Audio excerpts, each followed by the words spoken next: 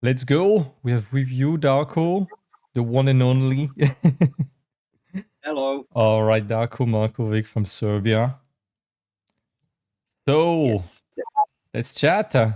Very raw, Hello. very unfiltered. Last time you were super blunt. I loved it. Yeah, it's my Serbian nature. What can I say? We are Perfect. very direct. I We love are it. direct, not to insult. We are not here to insult everybody. We are just direct. I love it. That's perfect. In that case, we talked about a lot of things last time. Um, let's start with just introducing yourself, if you don't mind. I know it sounds extremely classical and cliche, but for those who don't know you that much, even though you are everywhere, as you were saying, let's go. So, who I are try you? to be. I try to be everywhere. I don't know how much Instagram algorithm is helping me with that. Well, first of all, I want to say thank you for inviting me. It's my pleasure, Always a and I hope to pleasure. see you in London. I hope to see you in London, so we meet in real life. We will. And to introduce Darko Markovic or Darmar is pretty hard, but I will try. I'm always uncomfortable when I need to present myself, but I will try and give it my best. I know it's a hard So who am exercise. I? Yeah, it is definitely. So who am I? I'm a industrial car designer who went rogue because he was kicked out of industry because of the passport, and I couldn't work in Italy. And they kicked me out in 2015, and I said I'm gonna prove everybody wrong, and I started concept art because it was the only way to earn the money from Serbia, because I was thrown in fire immediately. I had to do freelance, and I've been working as a freelancer, as a concept artist that works both in 2D and 3D efficiently, designing hard surface things. My work spans from hard surface in real life and games and movies, Double Negative, Amazon, Sony, Coldplay, many clients, Lab Zero, Exosapiens, and I can go forever with clients. Thank you God that you sent them to me, and that's it pretty much. I design hard surface stuff. What is my specialty is vehicles and products. But also beside that, I'm a speaker and I have been working for a decade on a project called Inside 44 that I'm releasing hopefully in next 10 days. That's the big meat of the discussion, I guess. Just before moving Yeah, about Inside 44, can you expand a bit on the car design part? I'm so curious. absolutely. So the car design, where do we start? Do you want to talk about human relationships or you want to talk about how to design cars? What is the subject? So I At need first, to I know. was like, what kind of cars were you designing for which brand, if you can disclose that? How was that? And how does that transition you into concept art, especially now that you are still designing vehicles? Yeah, absolutely. So what happened? I studied in Italy. I had Lamborghini scholarship, one of the few in 2010, and it was a Fantastic. great achievement. I thought I'm flying. That's it. I'm getting to the world, and everything's gonna be great. What I didn't know was that when you have Serbian passport, it's much more problematic than you imagine it in Yeah. your head. And you can't work in EU, you can't work in US. The second problem is you are not experienced, so they take you for experience. You're just a junior. Hmm. And then I was literally kicked out, and I Wow. couldn't get a job for 1.5 years. Even though I was one of the most awarded designers in the Europe at that moment, and I was highly looked for. And so the story goes like this: every company I sent my portfolio to at that time as a junior, they would take a look, they would see, and they would say, "Come immediately." But Damn. when they would hear my passport, they would say, "Too much hassle, too much problems." Oh my God. So it was devastating, honestly. I'm Yeah, laughing now because I'm not a kid anymore, and I went through a lot. But back then, it was devastating, literally. I can imagine. And Yeah. it's really messed up in your head because everybody's telling you you're great, but you're not going forward. And I'm pretty direct person in my head also, where I'm like, something is off if they're inviting you and then they're coming. Maybe they're too nice to you. And eventually, I got internship in Torino. I can't mention the company because I just don't want to mention them what they did to me, and I don't know if they even exist now. And I went there. They promised me papers, but they said come here and work illegally for 3 months. Oh, that's shady. It is absolutely, but Italy is like that when it comes to car design. everybody wants to design there, everybody, and they're great. Some of the finest cars are designed there, absolutely. Of But they do course. this a lot. They do this a lot. I don't know if it changed, probably not, but but they do this a lot. And I come there and I tell to myself, I will just prove myself, and that's it, pretty much. I will be there. All And right. for next 3 months, I finish. They say we applied for papers. I don't know. I delivered them a lot of designs back then, as much as I could, and I improved quite dramatically. We designed mostly SUVs. Mm-hmm. SUVs we designed mostly. I had a chance because company allowed me to design. I wasn't designing headlights and stuff like that. I was showing myself a lot. And one thing that I realized already on third month, but I was stubborn enough not to understand. Actually, I didn't know where I would go if I don't go there. Was that car design was not liberating as I expected, and I never thought about that. What do you In my mean? head, car design was designing something new and fresh out of the box. Car design has huge budgets that need to be returned back. Mm-hmm. So they can't design a car that has 6 wheels a lot of times or that has something that detaches from it. And the car is the same since the 20s. The car hasn't changed. Yeah. We are talking proportion wise. We have 4 wheels, engine block, and it's not allowing us go way forward. Those guys are magicians, to be honest, because they are constantly such a restrictions that it's hard. You come and you move one line for 1 month like this, Damn. and you're moving it, and that's it. But it sharpened my my eye, brain, hand coordination a lot. However, I already understood that maybe this is not for me, but I didn't understand. How can I explain it? I didn't know where I would go if I don't do that. I didn't know what concept art is. I already did concept art, but I had no clue it exists. Yeah. And I had a great friend there. His name is Daniel Diacini. Mm-hmm. He's a great designer. I think he's in Lambo now or Ferrari. I'm not sure. And we spoke a lot. And one day he came and showed me, look this, I think you would like this. And he shows me ArtStation. Nice. 2014. The for early ArtStation. ArtStation when it was super curated. The good old Yeah, days. it just started. It just started. It Yeah. just started. And I'm like, wow, what is this? And he's like, you would love this. I knew you would love it. And he showed me that. And I go back home to Serbia for 3 months. And I come back after 1 month because there is a loophole in law. And I come back. And they say, don't worry, you applied, you're staying here, don't worry. We start working even more. And I'm talking about 16, 17 hours a day. Oh my god. 16, 17 hours a day we stay. And the studio is outside of Torino. So it's not in Torino. And I will tell this story for the first time. Sure. And it's outside. And we work till late at night. You don't have transport to go back home. So your colleagues drive you home mostly. And your superiors drive you home. So it was like that. But I was riding. I didn't care. I just wanted to prove myself and get those papers and start working. And I will continue riding. I'm just that kind of person. And I was getting sicker and sicker and sicker, and I wasn't even realizing. So both mentally and physically, I was getting weaker, weaker, and weaker and weaker. And eventually, how we parted our ways, it was one of the shittiest things, and I will be very honest and blunt with the word, because when you hear what happened, you will understand. So it was clear that I'm not getting the papers. It was clear. So he wanted me to make a mistake and to do something bad. And he was pushing me on every possible edge that he can push me. Yeah, okay. And the last one, and I didn't break, the last one was where we are working on the Sunday till 3 a.m. And I will never forget that night. And we are working till 3 a.m. And you're 2 hours away from the city. Mm-hmm. And we start going home.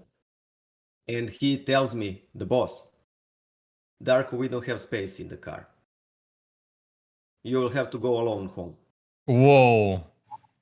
And I say, okay, it's the way it is. And I understood what he did there. Absolutely. He was trying me to snap at him. So he tells me, go away. That's not the first time or the last time that something like that will happen. And I say, okay, no problem.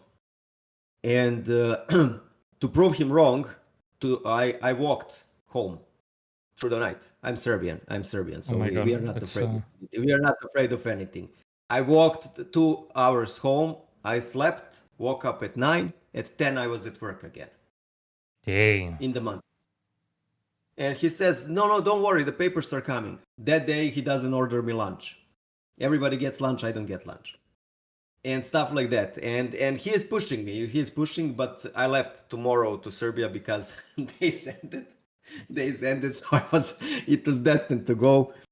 And he would continue lying to me for 1 month over the messages that he's applying. Wow. Okay. And eventually we pulled a connection from Serbia. My father pulled a connection and we found out that he never applied. And that's how we separated. I got back and honestly, depression and anxiety kick in. I was so weak. I have now 76 kilos. I had 61 kilo from the stress and everything.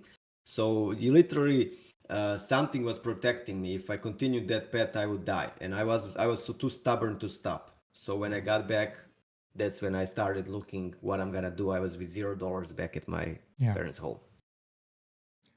Wow. It's a little bit longer, but that's it. That's a big Batman origin story right there.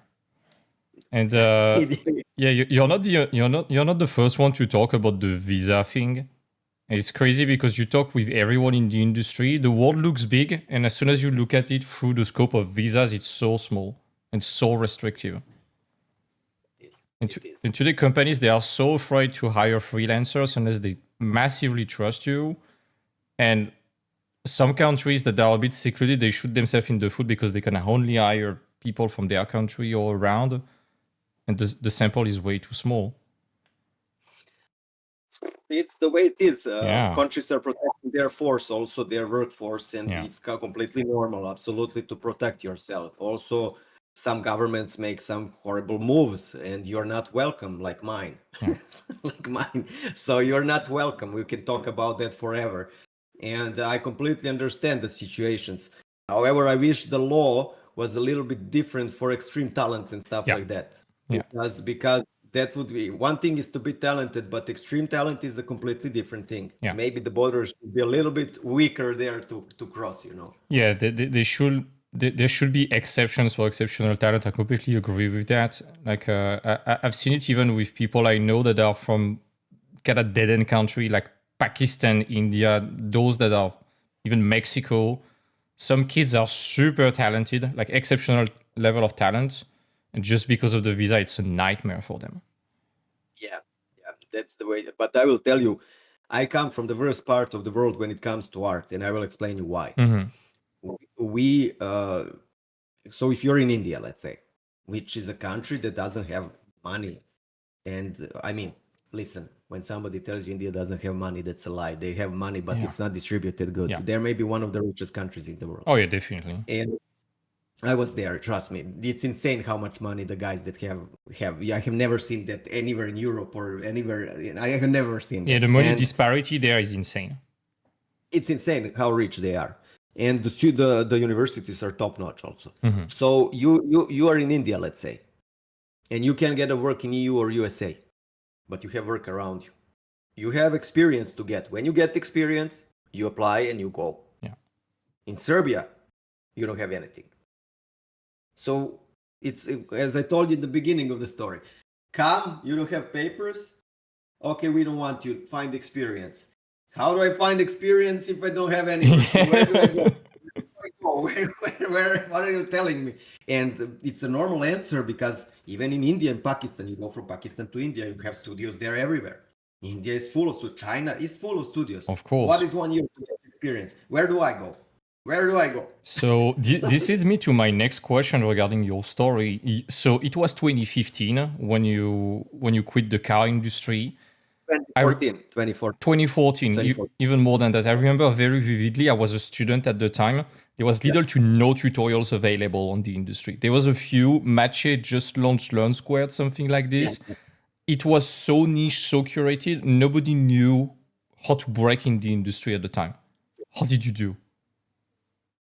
I worked hard and everything I knew before. I'm a very analytical person, and I understand things quite rapidly. I can understand them because I have been like that since the childhood. And I wasn't even aware that that's my super talent. I always thought that every designer has that. And that's when you're isolated. You have no clue. When I came to car design, I thought that everybody is driven because of the shape of industry and they want to work 24/7. Man, when I tell you, you had guys that would leave at 2 p.m. and they were like, I don't care. See you. Oh, See yeah. you. They wouldn't care. And you are not aware of that. So what happened?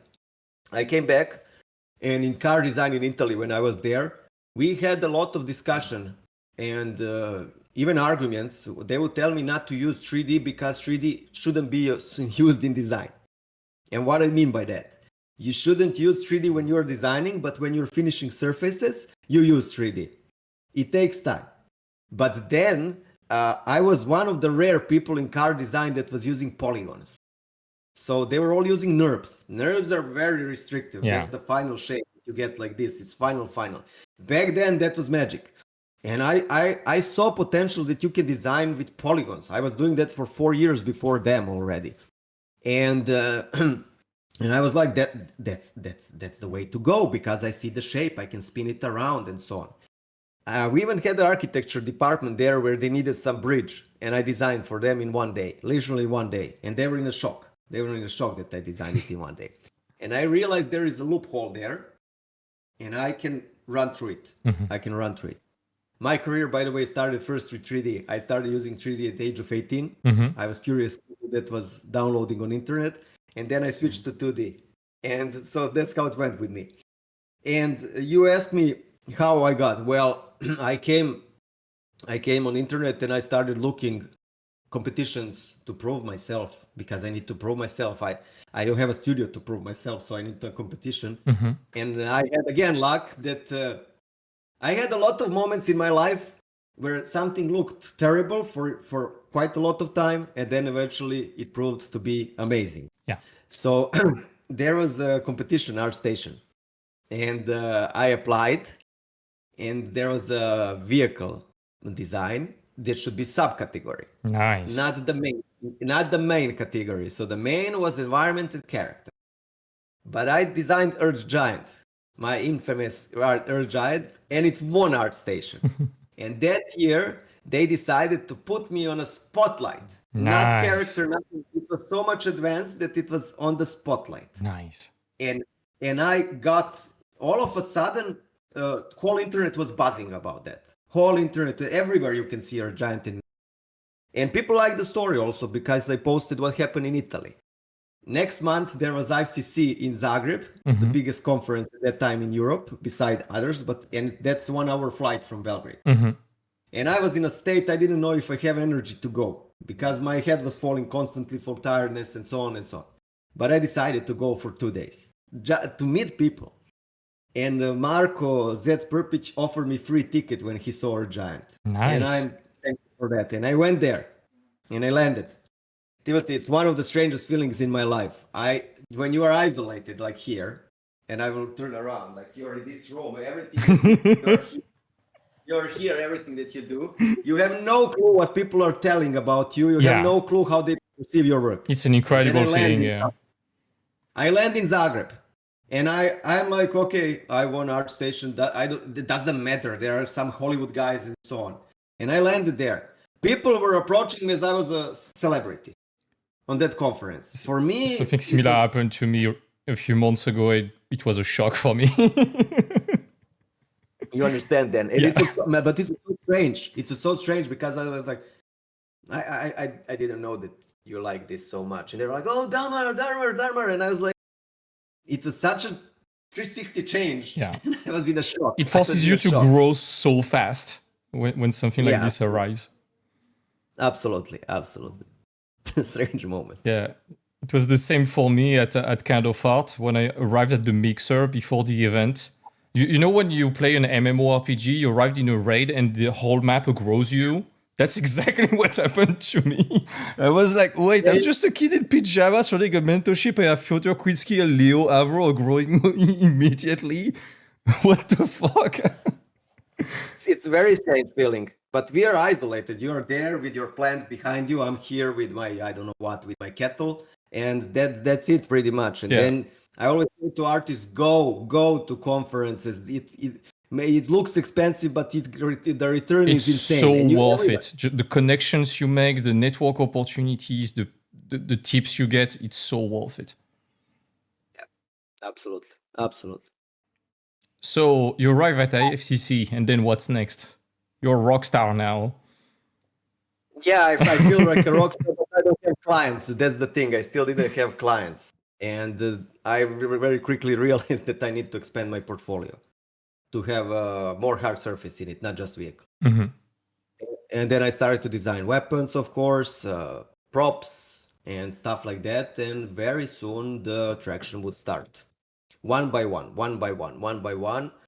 And eventually I would move out of my parents' home and have money, not have to eat their food, buy a new computer, and the career would start moving forward.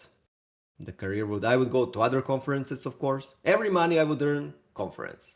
Nice. Money, conference. Money, Fantastic. conference. So yeah. And on that IFCC conference, maybe the one of the most important things that happened was I met Dan Lovisi. Nice. Yeah, Dan Lovisi is a person. I will make an introduction for him, but probably he doesn't need introduction. And he is a person that created LMS, Last Man Standing, a book. Mhm. And he created it in 2006 when this was not common thing, a whole Yeah. world and everything there, and it was sold to Paramount. And I don't know if I was too drunk or too naive, but when he said to me, why don't you create a book? I just said yes. What I had no clue was that next 10 years of my life will revolve around that book. And everything that I would do about it. So yeah. Damn. All right. Time to talk about the book in that case. Inside 44. How did Yeah. you came up with that idea after that Dan told you to make a book? How did you create it, the initial idea and concept? Why? How? Why has it been taking 10 years? There's so many questions, man. Let's freestyle around that. Let's do it. So I have created the documentary to show people what I went through last 10 years. It will go from 2015 to 2025. You shared One it hour, 20 recently, minutes. right? Sorry? You shared the documentary recently online, right? No, still we didn't publish the book. I'm Oh, expecting okay. this week. With the Serbian problems with bureaucracy. The more I talk about that, the documentary will show you one thing: to be happy because you're in a first world country and not here. So it will show that absolutely. I'm just talking about the events, and it will show that. So it started as a vehicle book, and the name was Book 01. I didn't have the name until 2017. But I wanted to show everybody that they were wrong what they did to me. I wanted to prove that it wasn't okay, that my talent is bigger. And it grew just from there, Timothy. It just grew. A lot of times I don't know if I did that, all of that, or something did with my body, because it went as a vehicle book. Eventually, now as we are speaking, it changed so much. Let me show you if I can lift this. If I don't fall, wait.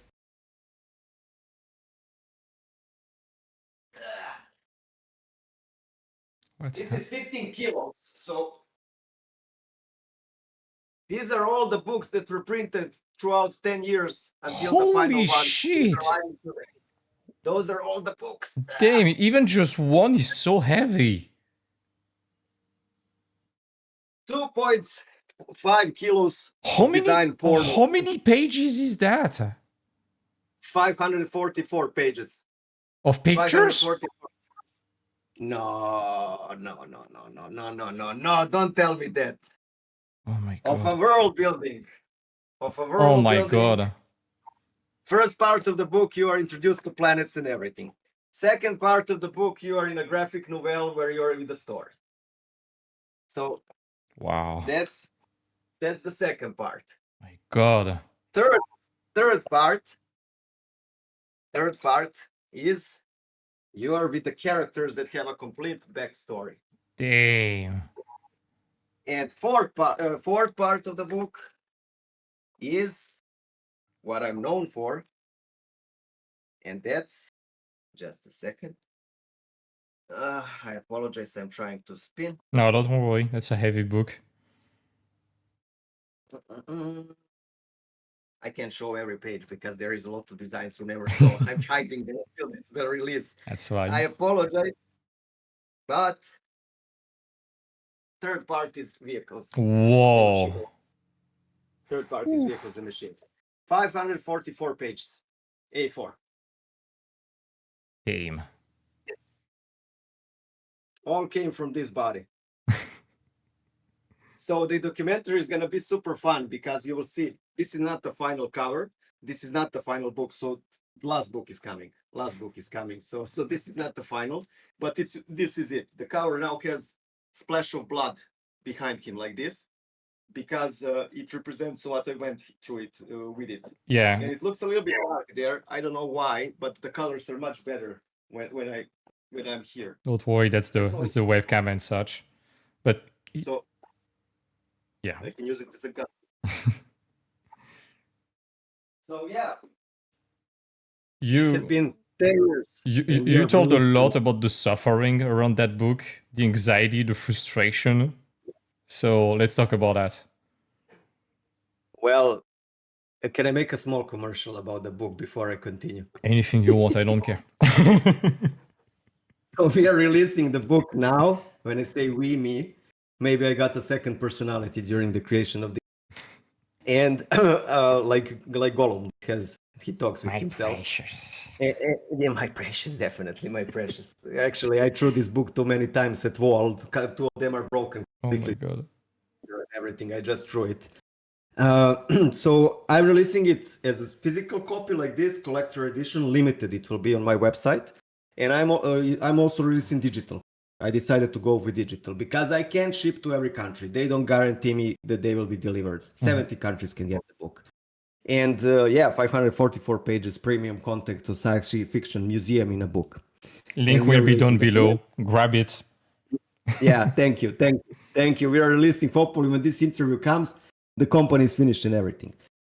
You said about anxiety and everything. I really went through big spectrum of emotions, which mostly were bad.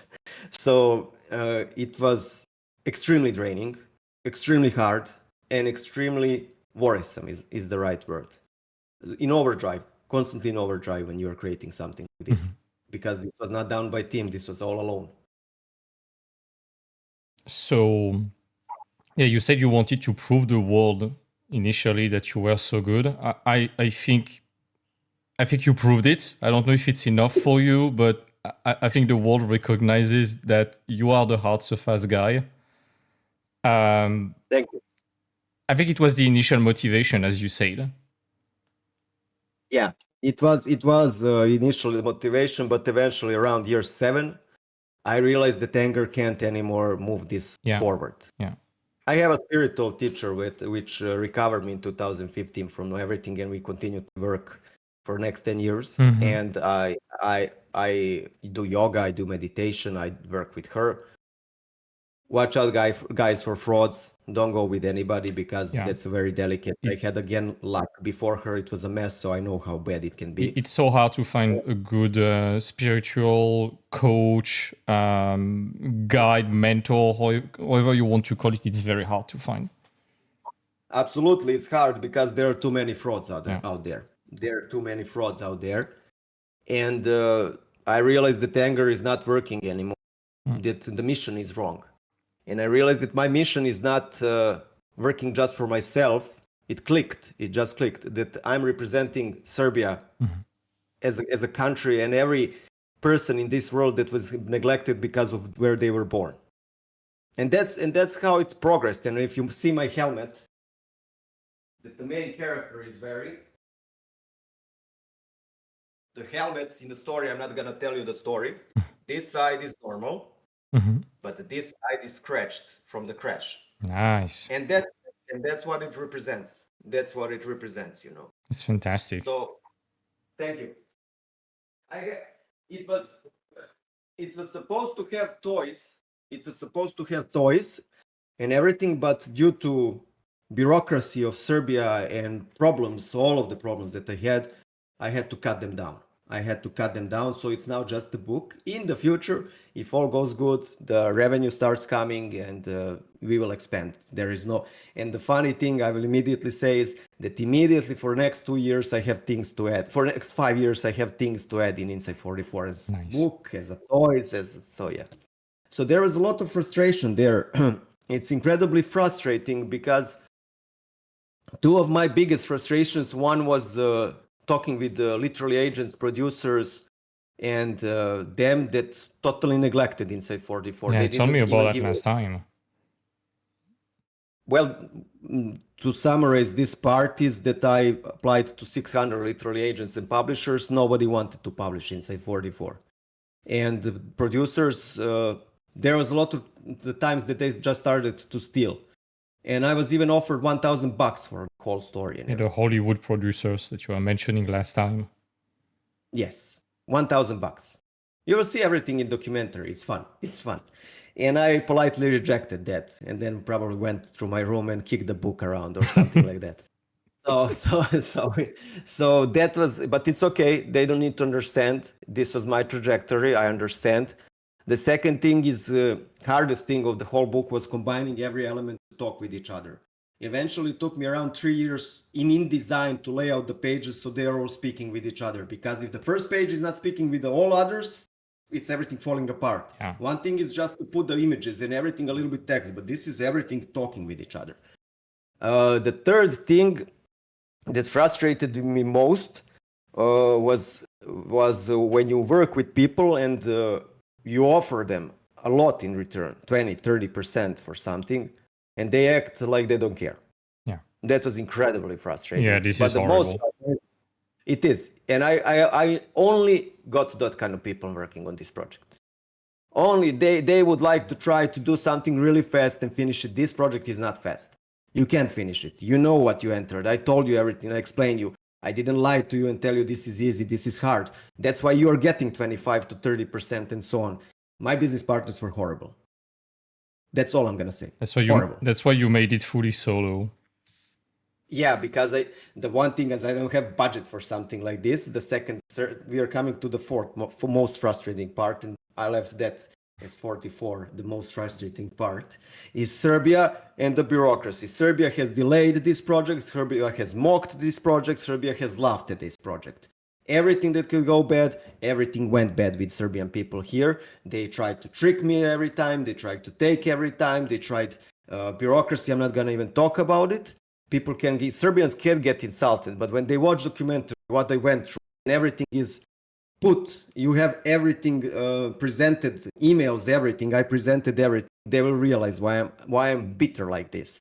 I mean, I'm closing company for 41 days, and I'm shaking here that I'm entering in summer, that I won't release book on time.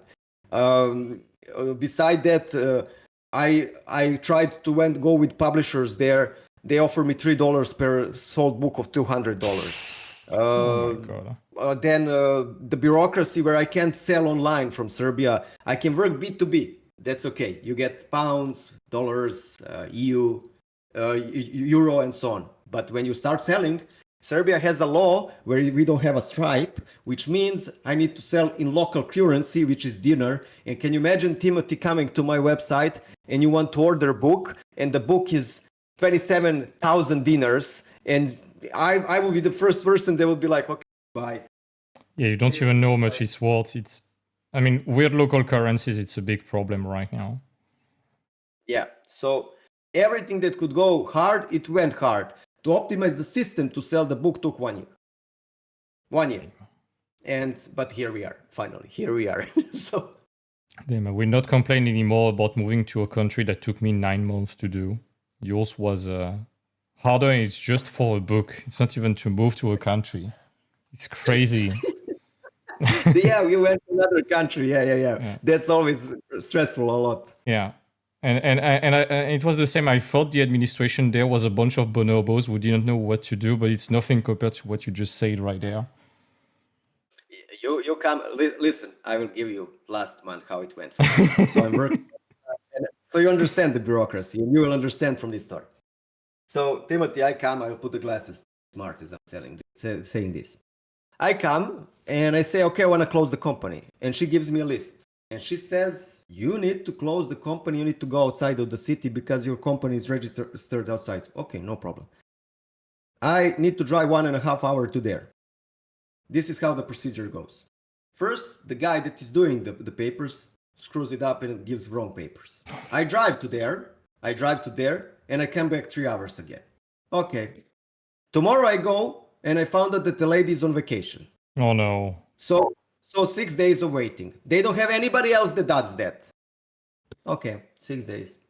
Then I go again 3 hours there. I go there. I need to give them the papers. This is now how the system. I give the paper and they say, okay, we will send you when we finish. When do you finish?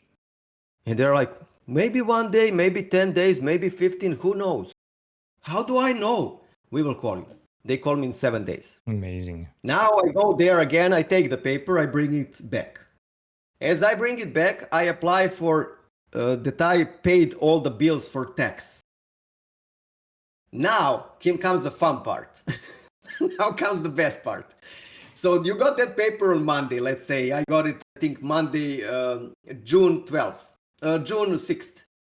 The second paper, you need to get in a span of 5 days. If you don't get it and don't bring it to Belgrade and give it, everything starts from the start. So I apply for that. And the lady says to me over the phone, we have a lot of work. I don't know. It will take us 5 days. And I tell her, listen, ma'am, I read that paper. For 1 month, I'm going around.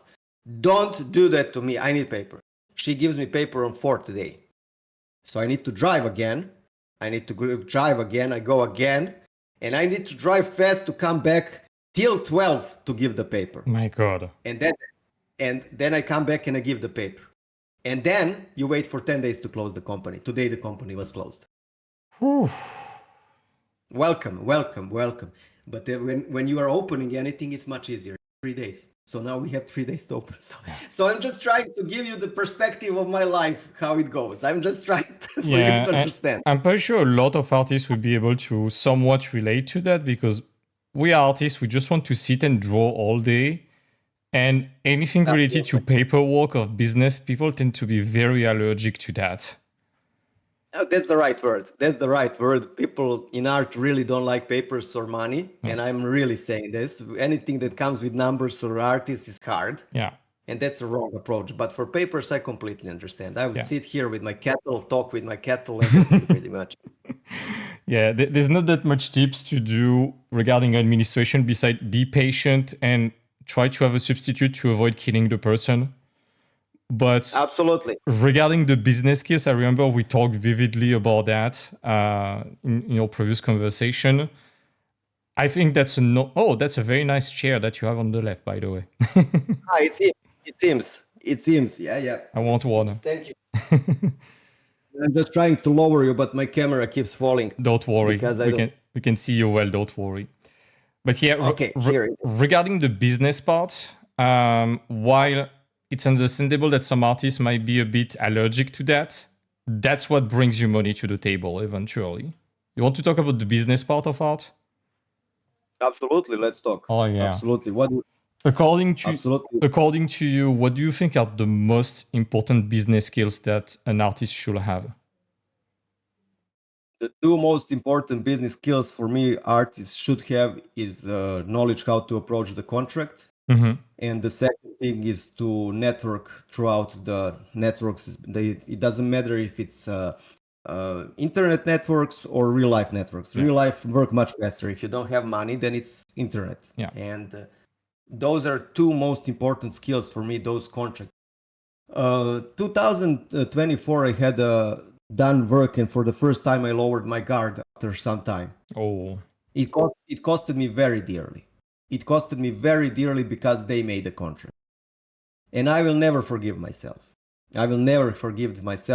And if I made a normal contract, I wouldn't be saying these words. But I was caught off guard. So yeah. Yeah, contract, you need to be so careful. That's something I say to the student all the time is that read the thing, use ChatGPT now that we have it. If you have anyone working in law enforcement around you, go there. and tell them, okay, act like a paranoid about that contract and debunk everything. You really don't want to sign a pact with the devil. I'm pretty sure you saw some abusive things in contracts too in your career, but Absolutely. there are some crazy shit. I remember about an NDA for a Chinese company that was like, if there is any leak from anyone, we are suing everyone who worked with us in the last 10 years. Chinese can be very dark. Very, how do I say it? Circle all around. They can be very like that. So yeah. That's messed up, but it's the way it is. You have to be careful. Yeah. I mean, I signed the contract, but I had no clue who was on the other side. I thought very highly of them, and turned out that it was my perception of them that was wrong. Mm-hmm. And I paid very dearly for that. I paid very, very dearly for that. And I don't think I will ever forgive myself that. Yeah. I don't think I will forgive myself. So guys, contracts, don't trust anybody. Everything is in email, everything on paper. Don't lower your guard ever, unless you're a person for more than 5 times. Then you know who they are, how they work. Yeah. Before that, don't do that to yourself. Negotiate a little bit, talk, put everything on paper, read and learn what is the base of normal legal stuff and what you deserve to have. There is a base. So yeah. Yeah, definitely. There's a saying in French that says that a good contract makes good friendship. And I like Very that good. idea.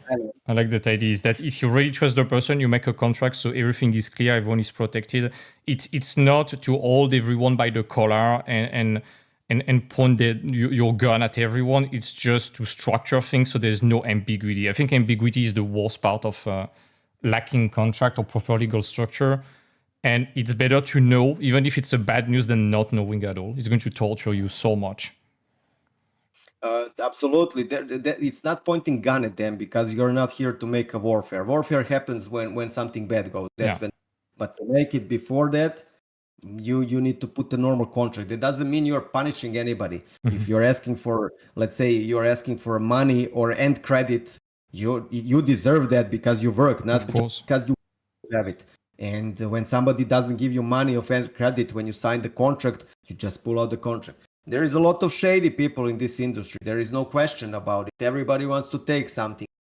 That's normal. That's normal. When you see a naive person, for them, I would never do that, but that's how industry operates. And they are great guys also. I have 2 of them that I work for years. I mean, I never had any problem with them. They respect me so much. I respect them so much. If I need to work till 2 a.m. for them, 4 a.m., I will work for them because of that. Yeah. And it's you have to kind of be careful also about those things, because when you get screwed once, then you tend to become very paranoid about every other contract. And sometimes you can lose opportunities with that. And on the other side of the coin, it's very easy for shady people to identify potential naive people. And it's so easy for companies to take advantage of artists, especially right now, because anyone they could take advantage of, they have a stigma, they have a marks that make them easily recognizable, they have the open for work on LinkedIn. As soon as they see that you have the open for work, which means desperate in corporate language, they know that they can try to throw anything at you and you will be potentially taking the bait, given how scarce the jobs look like they are at the moment. And it's even more important if you are a beginner. If they see open for work and they see zero experience, that's when they would try to be the shadiest. So every time when you are a beginner, when a studio contacts you and try to sell you on the project, that's a red flag. A studio will rarely try to sell you on a product. They will contact you with a neutral professional approach. When they are starting to tell you or get you to think that you are so lucky because you have been chosen and blah, blah, blah, you should have... Rockstar treatment, you should have your guard up. You should be extremely careful about that. Very good. I love that you said this because that was what I wanted. Very good. Yeah. Very good. I love it. It's the TLDR is that if it's too good to be true, it's probably indeed too good to be true. Be careful about that. So here are some things to spot a really bad client now that I have experience. Let's say you got the deal and everything and agreed. Here are a couple of things that I immediately are red flags. First of all, a client that doesn't know workflow. Yeah. It is super problematic, especially if they want to lead and they don't know the. Yeah. I had those kind of clients.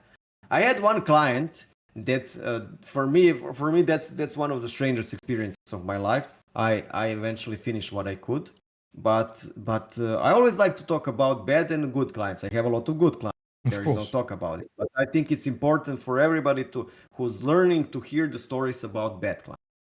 I had a client that would want me to design a vehicle, and I would design a vehicle, and I would start designing it in 3D. Then they would take and sketch over it in 2D inside it. Mm-hmm. Okay? They sketch over it and they return me. I, as an expert, my duty is to tell them that that's not going to work because I have not more experience. I know VFX. And when somebody sketches me inside you and I see something that's not working in perspective, and I tell them, and they say, no, we want exactly as ours. Okay, what can I do? Already that's a red flag, but what can I do? I'm doing what they ask for. And then I would do it in the shapes as they ask. But man, the client is always right, you know. Yeah, and then I would do it in that. Timothy, you know what would happen next? You're doing wrong. This looks so ugly. Why does it look so ugly? And then you come back and you resend them the previous mail where you explained them everything. Eventually, it led to that at the time sketching over their sketches and explaining them why it's bad. Yeah. But they don't understand. They are not taking accountability for that. Very strange. Yeah. Very, very, very strange moment. Like, you have two options. One is let me design. I will work around everything that you ask. I just need to improve the lines. I need to improve the shapes. I need to improve everything. Or we do it your way. For me, both are amazing. But my way will give great results. Your way will give your results. Doesn't mean that they are bad, but that's your result. You can't ask me, why does it look bad when I did it over your sketch? It looks bad because you sketched it, you did. I mean, what do you expect me to do? You expect me, I don't know what, magic, I don't know what. You give me a sketch, I 3D over it, and it looks different. I don't know what you're expecting. It was very strange, but I took it very politely, very calmly, business, till the end. And eventually they told me the project sucks. And I was like devastated because I was sweating to do it good. And they said the project is bad. They can't use this. They trusted me. And I say, I'm sorry. It reminds Today me... it's their main design in the whole game. Oh my God. And they didn't even apologize. And that reminds me of working with a few Chinese clients, and the art director was changing all the time. They were starting to contradict each other, and the picture was looking like shit at the end. Yeah, it's the way it is. There is no better thing when you have a great art director. Yeah. And I have few. There is no better feeling. Great art director that leads you in a great direction. Yeah. Art direction is named for a reason. Art direction. Yeah. When you have a great art director, if you're a good hardworking person, you will go forward. Yeah, it's literally the art director being the brain and you are just the hands. You can really follow their vision and you can put your brain aside and just trust them. And absolutely, I think it comes with trust especially. And they just have to have a clear vision that is clearly explained.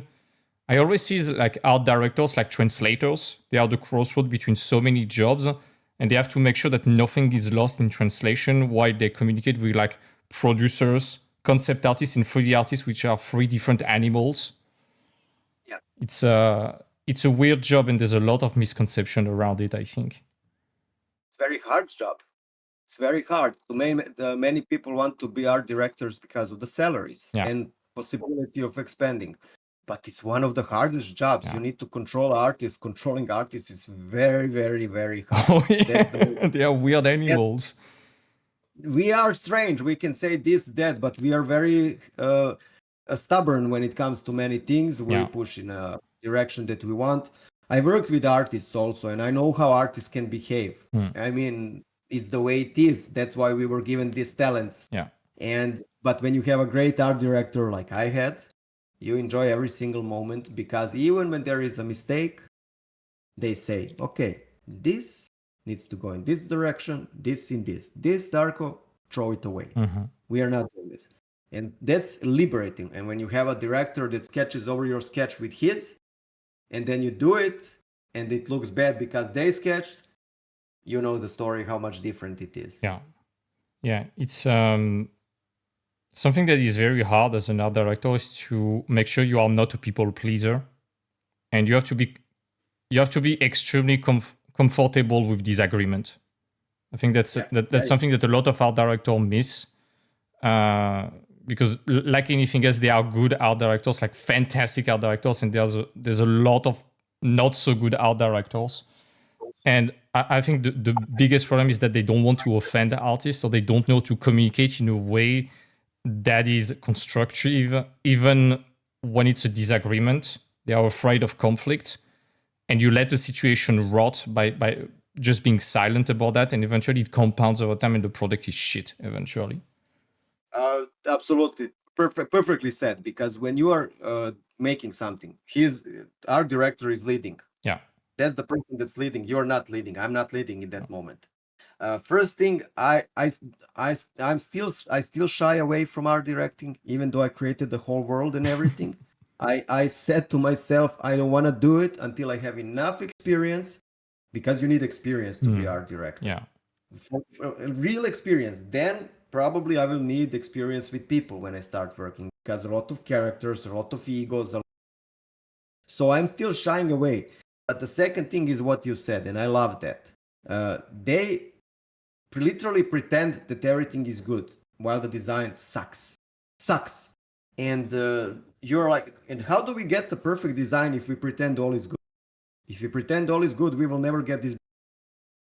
Design is hard. Design is direct. Design is precise, and the design can be very rude. Yeah. Because it pushes your boundaries of a mental state, emotional state, and so on. It's never nice when somebody throws something of yours.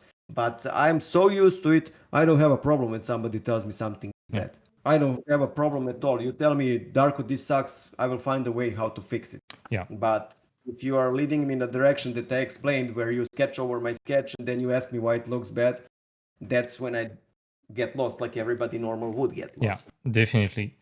And again, being a translator, being able to communicate clearly and establishing immediately with anyone you manage that, okay, I'm going to be brutally honest with you. There's nothing personal. We are putting our own ego aside. This is for the mission. This is not you and me. This is not you as an artist. This is the mission. And we all have to work together and to suffer a bit sometime for the sake of something greater than us. Absolutely. It's very I tell important. to young artists always, they approach me and they say, I want to be like you. And I tell them, no, you don't want to be like me, trust me. Because that's life with anxiety, depression, and everything when you're making a piece like this. Yeah. But if you want to be like me, go for it.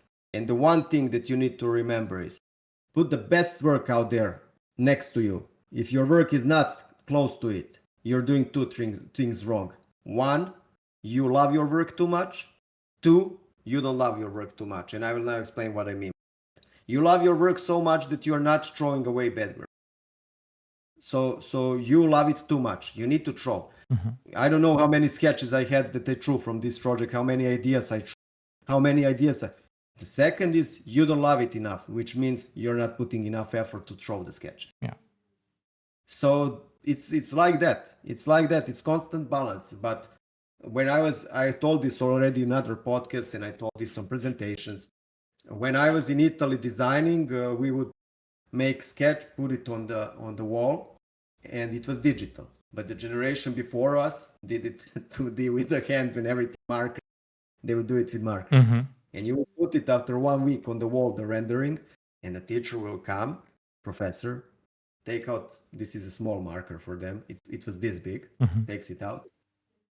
Oh. Like this. And that's how it should be. Because if something is bad, it's not supposed to be there. I mean, if you're precious about it, you're a Smeagol.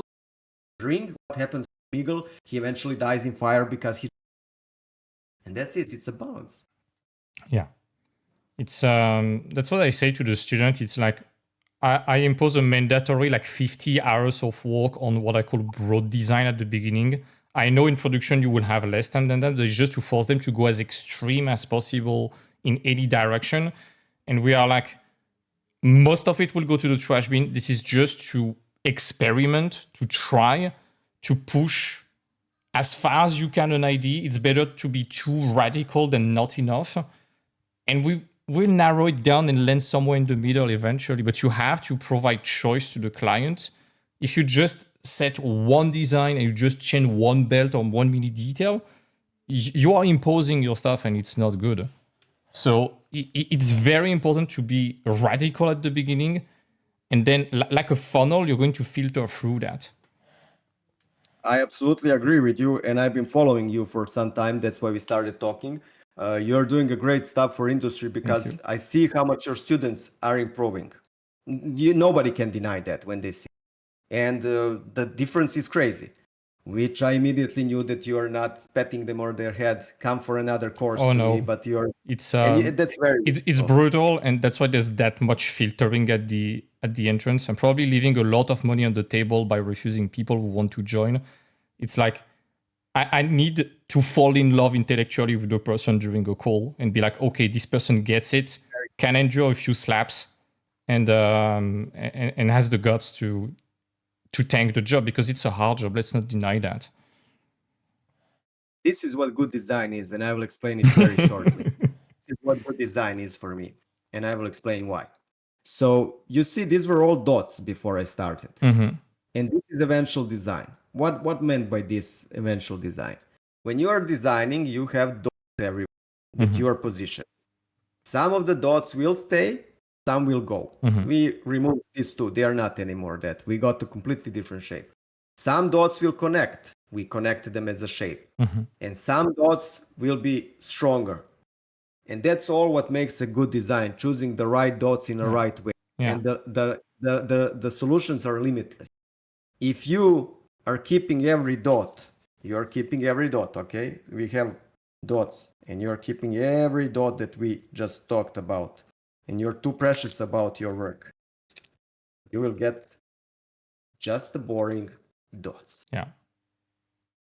And that's it. I like the analogy. So if you're too precious, you're getting that. Yeah. This is master class by Dharma. No, I'm joking, of course. But that's how I only for free easy payment of $3.99. You can register right now. Yeah.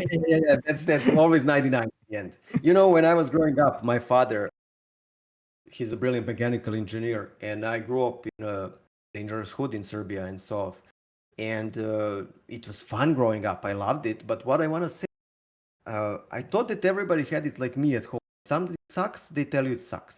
But it turns out that mothers and fathers mostly patting their children on the head for good or bad. And my father was never like that. I mean, he still isn't like that. If something is bad, it's bad, and that's it pretty much. And I think it was the key ingredient to make me a good designer. Yeah.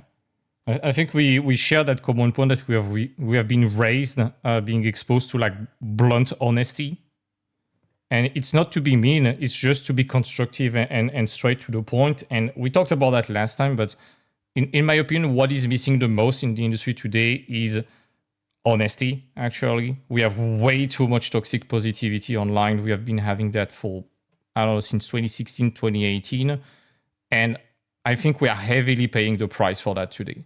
So many people, especially young artists, they are like, I don't understand that big rock star said epic shit, bro, on my ArtStation post. I should be entitled for a job. I don't understand why I'm getting refused everywhere.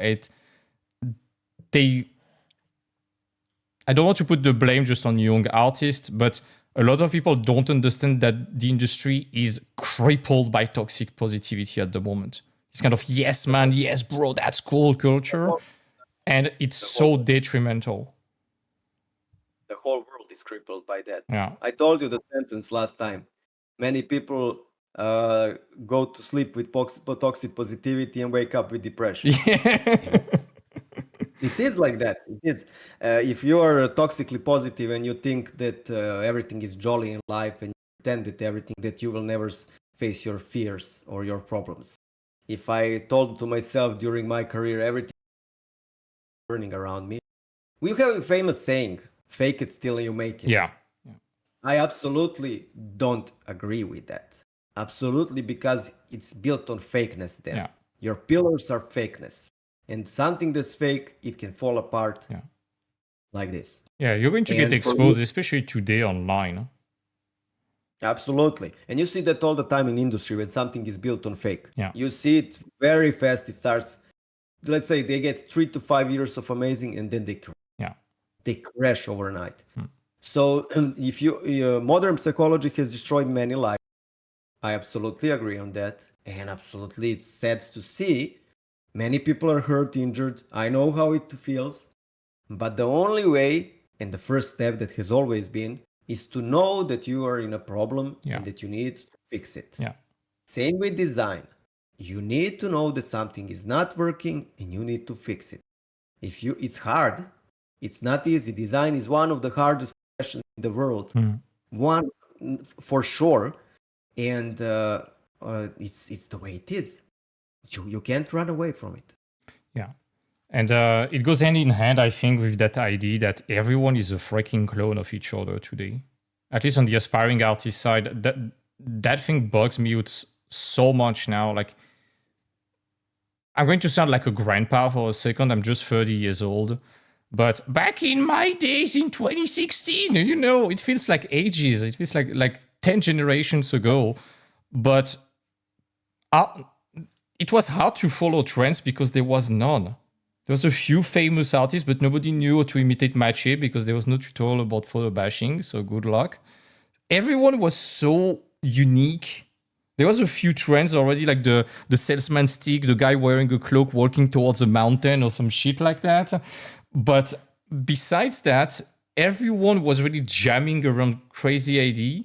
And today, when you open up ArtStation, the only reaction I have seeing the wall of trendy stuff, it's like, oh shit, another one. I've seen those pictures a billion times. I don't give a crap. Yeah, I agree. I agree. Crazy. Because we talked about that. Yeah. We talked, and I'm again drawing something because I try to be creative as much as I can. No, the marker has took the other color. No, okay. This just shows how much I don't do anymore traditional, but only digital because this is happening. Again, the dots. Back in the day when you can see it good. Back in the day, we all start from here. Yeah. But when you start working, because there is no tutorials, there is no stuff, and you need to master everything, one artist goes the red trajectory, one goes the black trajectory. And they just move. And this is 10 years. Yeah. My artists were today, you have everything ready for you. You finish course, you finish this, and immediately you have same old tutorials. And I will need to make this line a little bit darker so you understand. And this is trajectory of most of the artists. Yeah. They don't experience their soul. The soul is the most interesting thing that makes art different, not just from AI, from others. And that's experiences. My drive to the city outside of Belgrade for 1.5 hours experience. And if you are not doing that, you don't have soul. Yeah. It's crazy. That's something that happens to me a lot. I'm doing interviews for the mentorship before allowing anyone in. And a lot of time, I'm always asking the question, like, what are your favorite games? Why do you want to join the entertainment industry? And that's the moment I want the person to go crazy, to see sparkle in their eyes and be a nerd about something. And more artists now, they are like, I want to work on God of War, The Last of Us, League of Legends, Arcane, Wukong, insert whatever trendy stuff. And all those projects are totally disconnected from each other. There's no coherence between them. You ask them, have you played any of those games? No. Do you like that genre of game? No. What type of game are you playing? Something completely unrelated. So why do you want to work on those games? And it's just because it's trendy and it looks cool, It's cool. That's why. But people follow trends. Yeah. We all do. When I was younger, I followed trends. I went where everybody else went. Yeah. I mean, eventually you just have to say no. I will explain this story with Serbians. It's very simple. You don't have this anywhere else in the world, and this is so perfect story for this. Let's go. We have such a strange mentality when it comes to things. For example, a new bar opens, a Hmm. new restaurant opens, and the restaurant is owned by some famous people that you want to be there. And all of a sudden, you have girls coming from everywhere, scene and so on. But the service, and this didn't happen once, this happens a lot. Service is horrible. I think they spit in your food, literally. Oh They my spit God. in your food. And I'm not joking when I say that. Like the service is horrible. You're surprised because Belgrade, people don't know, is famous for great restaurants. When people come there, they're always shocked. Hmm. But these places are fancy because somebody important is holding. And then you sit, you wait for 1 hour for somebody to come and say hello. You then they say, I don't have time, I will come later. And I'm paying for that. That's the service. I'm here to pay you for good service. And then I say, I don't want to be here. I want to go home. I don't want to sit here 1 hour. I'm waiting for the waiter to come and approach my table. And he tells me, go away. And many times, what will happen? The others at the tables, don't try and stop making us look bad. Stay. And you ask yourself, why are we staying in a restaurant when I have a restaurant next to it, which is also high quality? It's maybe older. It's not fancy with everything, with high-end women, high-end men, and stuff like that. But the food is amazing, and they will say, why am I staying here? And that's the same. They are staying because they're following trend. The waiter is spitting in their food, but they're following the trend. Oh, look at us. And if you're following trend like that, it always comes to the what are your limits? What is okay, what is not? If you don't know what is okay, then everything that is trendy now to design the game, then that's the place where you want to go. Yeah. And regarding trends, people need to understand that when something is trendy, it's already too late. Like Absolutely. no other product are going to come following that, and those who are going to fail generally. Bitcoin. Yeah. You remember that Oh my God. when it started? How many people lost money, and they are ashamed to speak about it. Oh yeah. I got burned pretty hard with crypto. I'm sorry. That's fine. But yeah, I remember you said something that I wrote. You were saying like making fancy picture it's easy, but making something unique is what is hard. I like that sentence that you wrote. Thank you. It is. When you're making a fancy picture, there is no restriction. When you don't have restrictions, you just pour whatever you have. And that's art. Absolutely. Most of the abstract. But when you have a design that has to function, to work and everything, there is a lot of restrictions. Some of them are in millimeters, not even centimeters. The more you push yourself to work around those restrictions and to make something, the harder it gets, the better the design is. And I see a lot of work, we talked about this, where you can't move an arm, you can't move a head, where you can't drive a vehicle, you can't enter a vehicle, something is off and so on, but beautiful texturing, beautiful presentation, but design is same. Yeah. You saw it. And it gets 3,000 likes. And then if you do something really hard but new, there is a trap there because you can get 3,000 likes because it's completely new and it takes time to grow on people. Yeah. Red Giant was the perfect blend of those two because it was new as a big vehicle but didn't have too many functions. But when it has too many functions, that's when people are like, I don't understand. So yeah. It's funny. That's what I say all the time to the mentees, and it's one of the first things I say in the mentorship. It's like, folks, if you are here, you're going to make picture that will get you virtually no likes, but it will get you jobs. That's fine. Great, absolutely great. I love it because I know people that get thousands of likes but don't have jobs. Yeah. Because one thing is a fancy image. Design anything that's trendy. You mentioned Wukong. Let's take Wukong. Design anything Wukong. You will get 10 times more likes than the guy who's designing something different, something new. It's even when you see two pictures on ArtStation that are from similar style, that could be from the same product. One of them is having like a Blizzard or a Riot logo. The other one is having no logo. The one with the Blizzard or Riot logo will get 3-4 times more likes easily. Prestige. Yeah. It's a prestige. I found out recently about Lubabu. Have you found out about Lubabu? No, what is that? It's a toy. Type on a Google. It's a toy that earned 1.3 billion now, and Really? last year, Lubabu. And I want to buy it for my girlfriend. She says it doesn't go with her. It's too expensive and so on. I will buy it, and it's around 200 plus bucks. But it's prestige because it's expensive. You can buy it anytime you want. It comes out in certain times, and it costs a lot. Yeah, I'm looking So, at and it you right don't get. now. Oh my god. It's from Hong Kong. I found Yeah. out about it recently. I didn't know it's a chaos in the world for last year. People are fighting literally, but Wow. they build prestige. They build prestige, and I have respect. But this is where it backfires. Huge respect to Blizzard. Huge respect to Riot to build something like that. Yeah. They also started with people not liking their images. Of course. But you riding the wave with their logo, it's sabotaging yourself, Yeah. literally. It's literally because you are not riding your horse, you're riding somebody else. Yeah. And that's Wukong. I'm again mentioning, sorry, Wukong for amazing. Why I mentioned his example. It's freaking insane how Yeah. good it is. And that monkey design, if you're redesigning that monkey, it's trendy. People are seeing that. Social media is pushing it. You're riding their wave. Yeah. And those people had to ride alone before you. So you're making yourself a problem. Yeah. You're working in someone else's creative footprint and you are kind of defeating the point of doing concept art and having your own voice. And okay, there's that part of the portfolio that needs to be somewhat compatible with the studio do, of course, so they don't have to train you for months before you can do the job.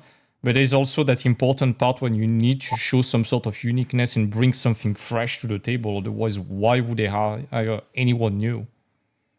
Yeah.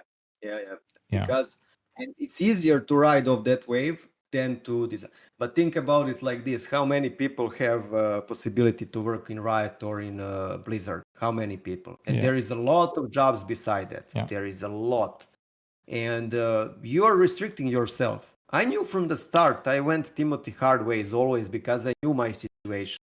That's what we talked about. I could pretend that everything is okay. I'm the most talented person in the world. Nobody. I am entitled to get a job. But I realized very quickly that will not take me anywhere. So Yeah. my situation is like that. I'm here again with my Kettler talking, and I'm located in Serbia. I can't work in EU. I can't work in USA. I need to find the clients. I need to have a huge portfolio. I need to push harder than others. And I'm sorry, but the bird that carried me decided to show me here. It didn't show me somewhere else. That's my destiny. And when I have destiny, let's ride that wave. Yeah, it was a bit similar for me. Like, I've never been a rock star in the industry for my work. I'm starting to get known a bit more because I'm posting some memes on LinkedIn and running a mentorship now. I'm fine with that. But before that, I was an absolute no name in the industry. I worked on big companies. I started with Ubisoft, Netflix, Quantic Dream. So all the big stuff, I got it at the beginning. And that's only when I started to work for smaller projects that were not my dream project. Like, I mean, I reached some of my dream project, like working at Ubisoft at the time, working on Lord of the Rings games, working on Warhammer related stuff, working for D&D. That was my 10 years old me dream, you know? And the best project I ever worked at, that's something I say often to my students, it's a racing game. I don't like cars, and I don't like the southeast of France where the project was happening. That's my personal definition of hell. I like the mountain, I like snow, I don't like the French Riviera, let's say. It was the best project I ever worked on because it was like an exercise in artificial photography. It was so nerdy, so technical, and the team was so great that even though the project, I was like, well, not my thing, I loved the project. So amazing. It's crazy how sometimes your dream project, like working for Lord of the Ring games for a Chinese company, it was my worst project ever. And I'm a massive fan of Lord of the Rings, but it was horrible. I completely understand what you're saying because that's how life is funny. Yeah. My dream was to work for Hollywood. I eventually worked for Hollywood on many projects. Many, when I say 7, 6, I don't know. I worked, I enjoyed, but also the best project wasn't that. The best project was working on a game, and we worked for 1 year. Eventually, it was canceled, and I was sad because of that. But it brought me a really good friendship with somebody that I respect very highly now. And it's strange how life, you chase too much for one thing, and the life at one moment like, let's go in this direction. Let's go in this direction. Like, no, I want 100%. here. No, let's go here. Let's go here. Let's go here. I'm telling you, no, I want here. No, let's go. And like, life always knows better. Yeah. Even the mentorship, it was the same for me. It started out of frustration and a lot of failures as a student, as a teacher in school. It didn't go well with certain school. And I was like, am I that bad? Fuck it. I'm going to launch my own thing. And that's how I found my stuff. And it was not planned initially, you know? Well, because soul is always speaking. Same like me. I completely understand your story. That's why I feel it so much, because eventually every artist asks themselves, eventually we ask that self till end of the life. Till end of your life, you ask yourself that. Yeah. And I think Sid Mead asked himself till end of life. And I don't know how much money, if money is representation, if you're good, I don't know how many images that will stay till end of our lives out there. So it's quite normal to ask yourself, if you're not asking yourself, then something is wrong with you.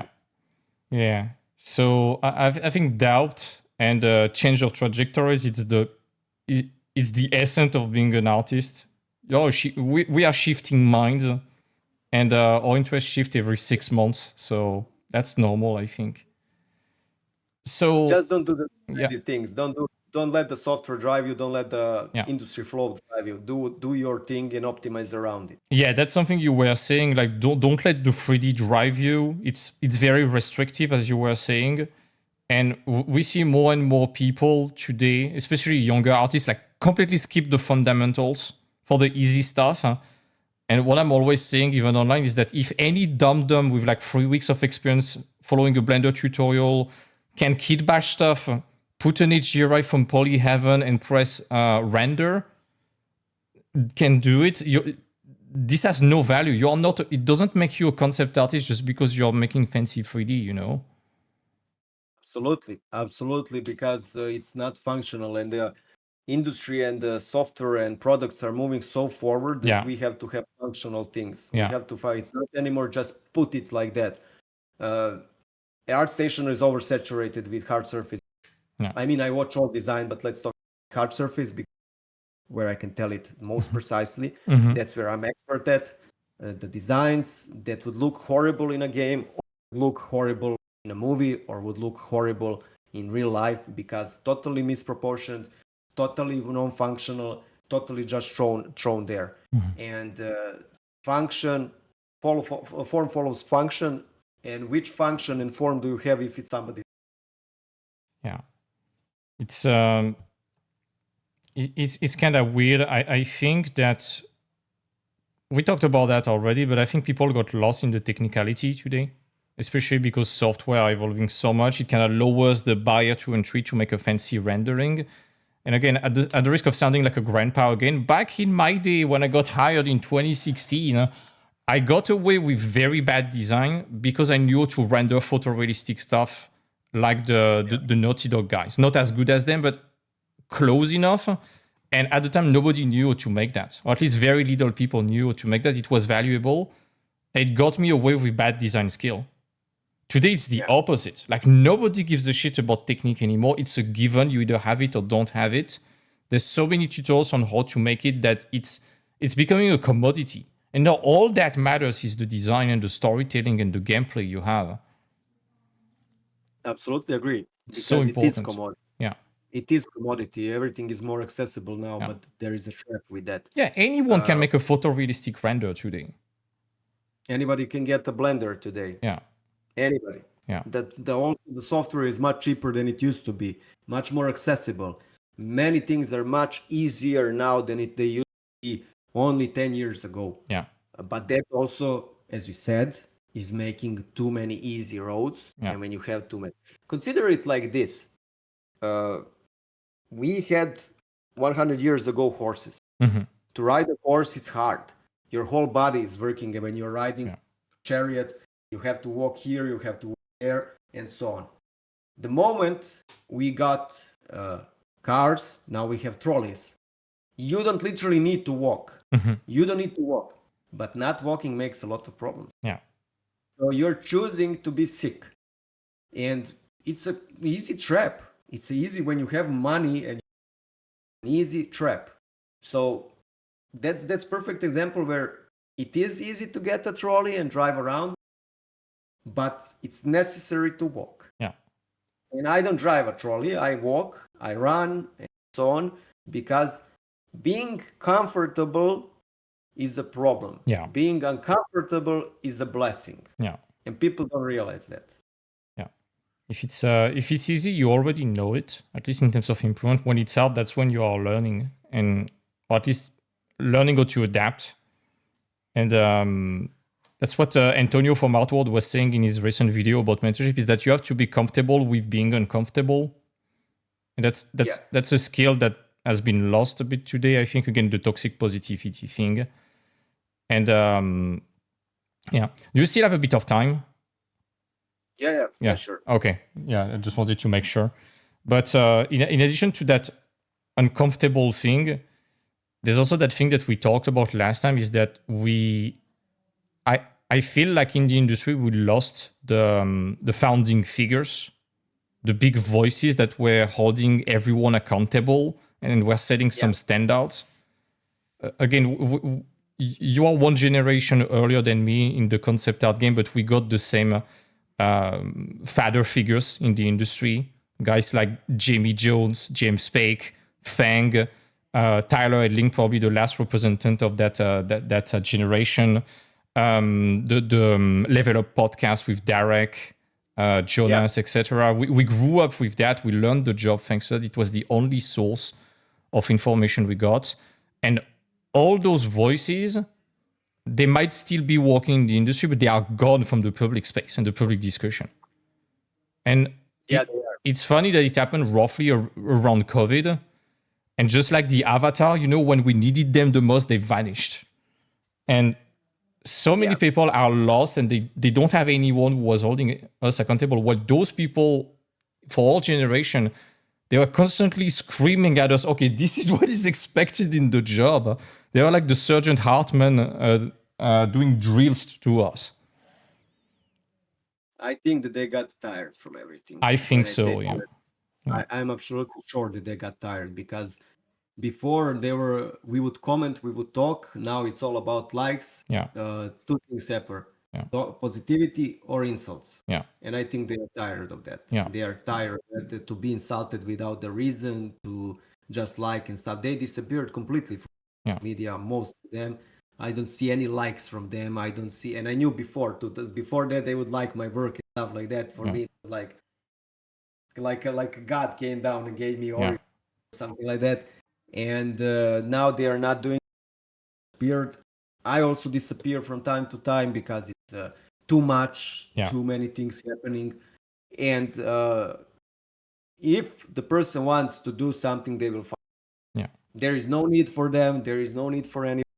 It's always, I'm hopeful for the world, as I always hopeful, because future changes, different problems, different generations, different solutions, but it's always there. Good and evil are always there, like yin and yang, the famous circle with black and white. So I'm very hopeful for the future. How it will be, I don't know. I think what's happening right now in the industry, it's a bit like a fractal. Like you have big studios crumbling and new ones emerging that are setting new standards. We saw it recently with like a Wukong, Baldur's Gate, Expedition 33. There's so many great games who have been blessed with so many great releases. And a lot of the layoffs have been happening in the big dinosaurs that got a bit too complacent. And I think it's the same with the voices. Like, I think there's like a new generation coming. It's just that right now it feels like we are in the dark age of concept art. Like nobody knows what concept art is anymore. We lost the old knowledge. And I've been binge watching Fang Zhu's video again recently. What he was saying like 15 years ago at the beginning of his YouTube channel, even though what he's showing in terms of drawing, in terms of technique, it's not as relevant as before, the core principles behind, it's still exactly the same. It's kind of crazy. Fundamentals are always Yeah. 2000 years ago. They are the same. They never change. Yeah. And that's what's the most important. Yeah. Learning fundamentals. And in every university, they tell you learn fundamentals.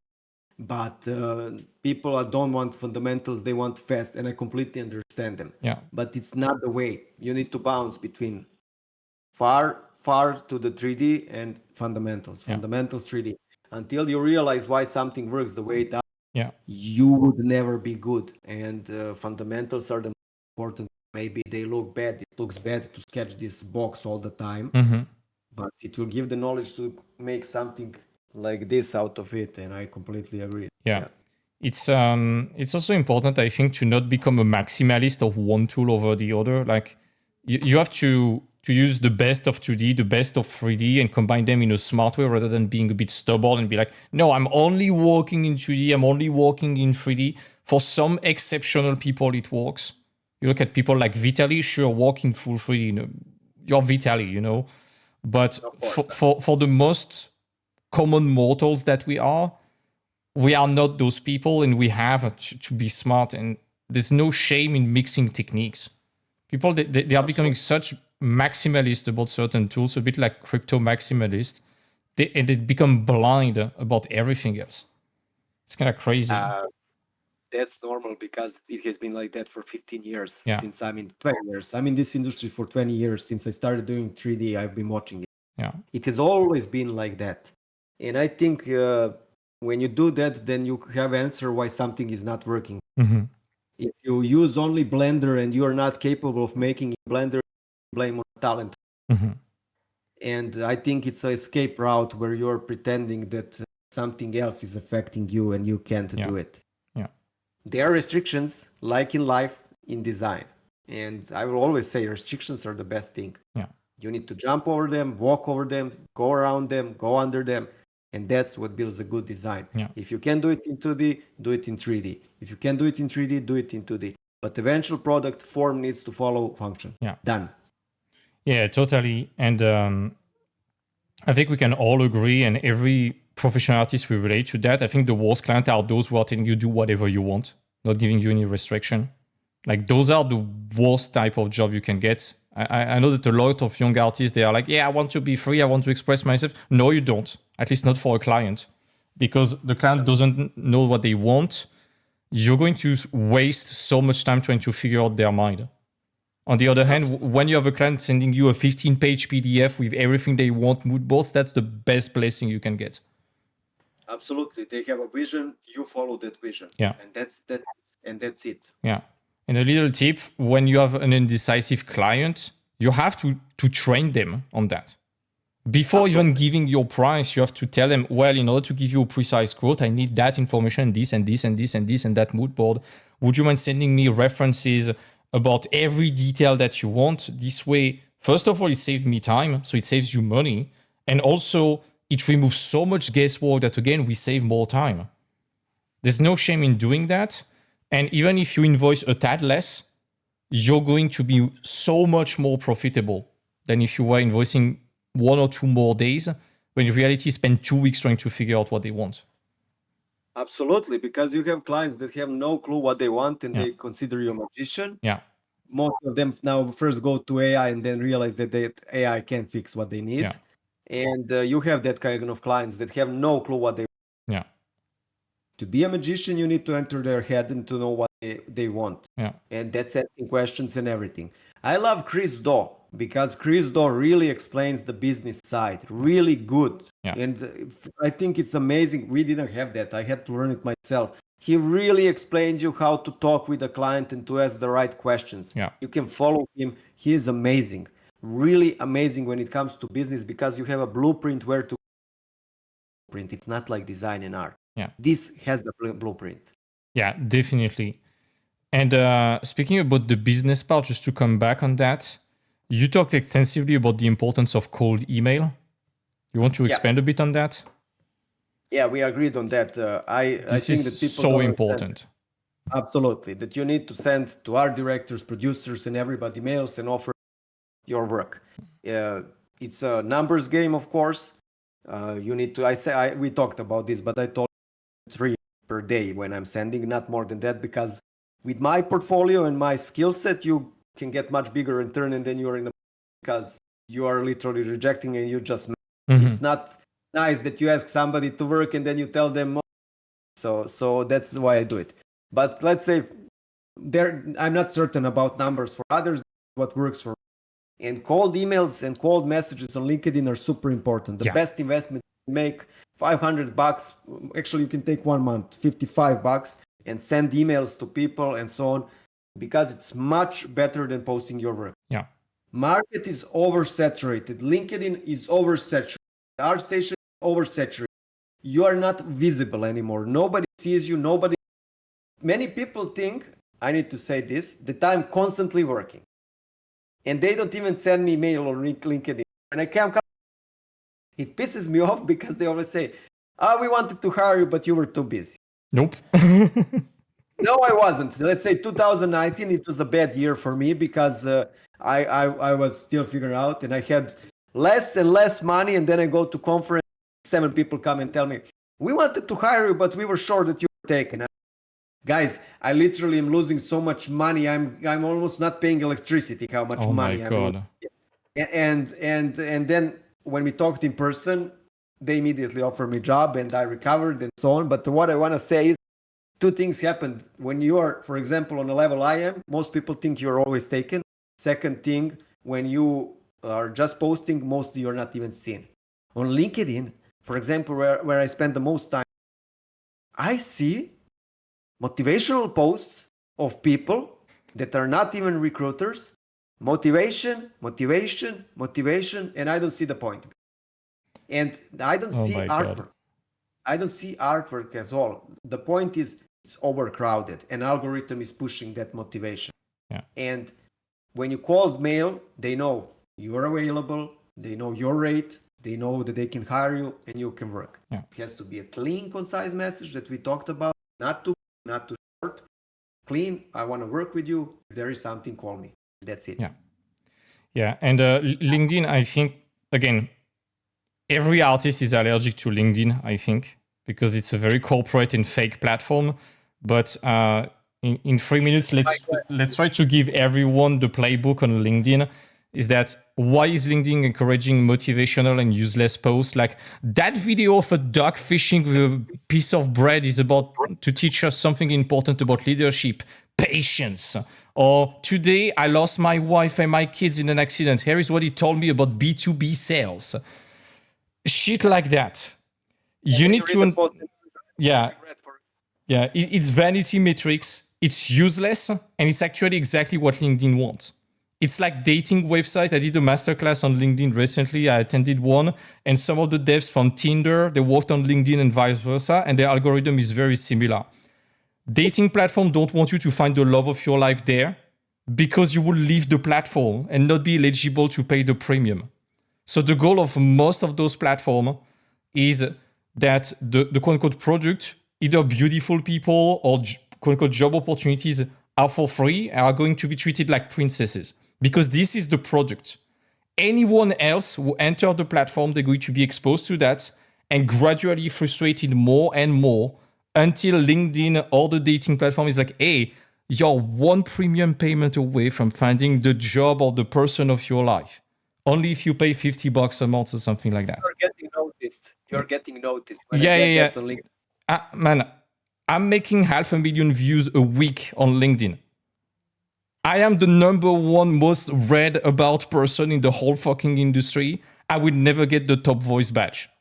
Because the only reason is that I'm putting a link at the end of every post that drags people out of LinkedIn. Yeah. But I have the number. I'm the most followed after person on LinkedIn, and I'm the most read person on LinkedIn in the industry. I will never get the top voice because I'm not playing the LinkedIn algorithm. The LinkedIn algorithm is meant to frustrate people and give them bullshit advice so they don't get a job and they are frustrated. But those are good posts. Yeah. Those are good posts. So absolutely, I agree with you. And on LinkedIn, as you said, it's very important to post artwork because there's so much shit. So much AI-generated starter packs and Ghibli shit that if you post some good artworks, no need to make a motivational post. Just post your artwork like, okay, this is how I made it. Here's the work in progress. Look at my art station. you will get so much views. I have a student, Axel Pommier, absolute no name on LinkedIn. He got 2,000 followers, 200,000 views, and 4,000 likes, and more than 150 comments in less than a week because he posted work that went viral. That's crazy. That's crazy.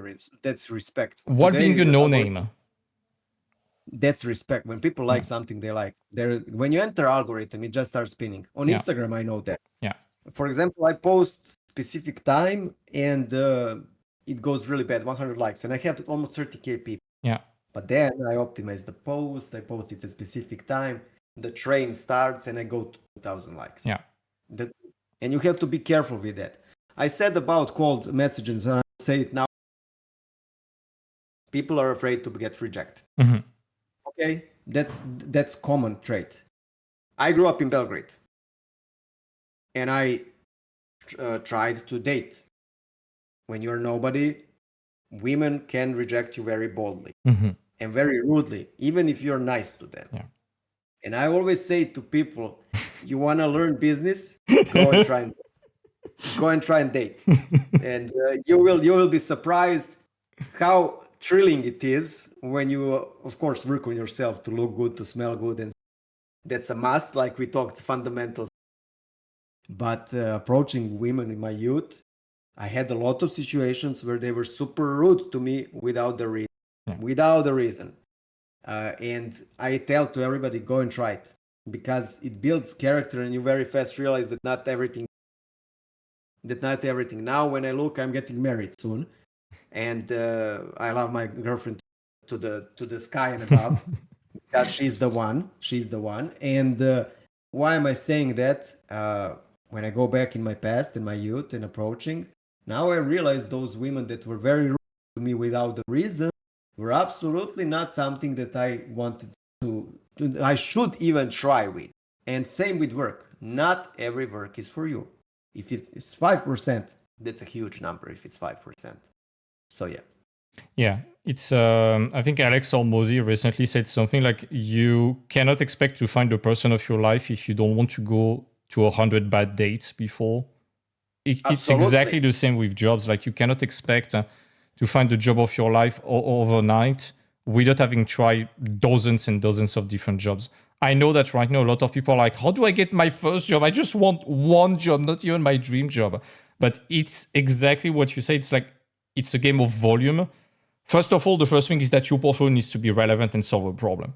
Like, if it's a bunch of fancy picture, if it does not propose real value to studios, that's going to be tough. And plenty of videos on the Outness, you talked about that. Tons of people talked about how to bring value. It's just that people don't want to listen. They want to make fancy pictures. That's the prerequisite, and it's non-negotiable. But then so many people just sit and expect people to discover them. No, you have to grab them by the teeth, you know. You have to go out there and be aggressive in your application. Not aggressive in the message you send, but in the attitude of going after a job, you know. Absolutely, you need to introduce yourself. Yeah. As I introduced myself to my wife to be, I had to introduce myself. She's not gonna introduce herself as a girl to me. I know in the rest of the world it happens. In Serbia, I'm sorry, we are traditional here. I have to kill the duck and stuff like that to bring it to her, so it's normal like that. Oh my God. Joking about the duck. I'm joking about the duck, but it's more traditional. And why am I saying that? I'm saying that because I had to introduce myself. I had to introduce myself. I came, we talked. I realized she's cool. And today, here we are. Same with work. You have to introduce yourself. I don't know how many guys were introducing themselves to her. It's same with work, because she is the prize. The work is the prize. I know I'm talking about, I'm trying to connect these two things, but that's fine. I think people are understanding. Yeah. And that's how it works. You are just a seed in the plant if you're not introducing yourself. But if you're introducing, now comes the other part. If you are introducing your work and you're not getting anywhere, give it a little bit time. But if you're not, then you need to work portfolio more. Yeah, there is always time. Yeah, people tend to take rejection a bit too literally. I know it sucks to get rejected. Nobody likes that. It's unpleasant. But you have to get comfortable with that. It's a numbers game, and just because a company rejected you now doesn't mean they rejected you forever. You just have to step up your game, make some new pieces, send a follow-up email in a few months, and over time, they're going to see, damn, that person improved a lot and is highly motivated. Maybe we can give them a shot, you know? Yeah. Even yesterday, I had a student. She was like, hey, I got an art test. I failed the art test, but they gave me feedback. And I was like, this is such a massive opportunity. Apply the feedback, make a massive improvement, and in a few months, send them a message again like, hey, thank you so much for that opportunity. I applied the feedback. I know you are not looking for someone, but I wanted to show you that thanks to that art test and the feedback you gave me, it made me level up. You were doing an art test, so you were already pretty close. They just wanted to be sure. Now, if you level up, now you have the level, and next time they have a job, they might think about you. Like I'm pretty sure it's the same for you. Some people message you on LinkedIn to ask for feedback. I'm pretty sure the number of people who reach back to you with an update, thanking you for the feedback and showing you improvement is next to zero, right? Absolutely. I'm pretty sure it will be super pleasant for you if someone was sending you that update. Of course, because they're showing that they respect you and they respect that you took time. Exactly. Also, she needs to respect that they replied to her, because mostly they reply with goodbye. Yeah. And so from her side, she would, if she wants to work in the industry, that would be a normal thing to do, because you're showing them that you want to work with them. Second, you're listening what they're saying. 100%. Artists mostly don't listen. Yeah. So it's, and you're showing there that you're listening. So people listen. I will say it like this. First of all, people need to understand I as an I, and I will show you with the example. Again,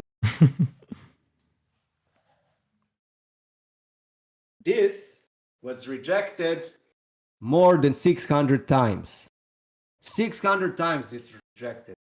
Around 50th time, I stopped caring completely what they say. I just would take the notes and improve what was needed. 95% of time, they didn't even tell me. On Gamescom, when I was there, they didn't even tell me what's bad. They just told me to go away. So when our director responds to you and tells you, or the company says you need to improve this, that means that they like you. Yeah. They like you a lot. It means that they trust you. They trust you could do it. So go for it, do it. But now comes the second part. People want to trick their way in. And it's very simple, as you and I are now talking. You can't trick them to let you inside. They gave you feedback.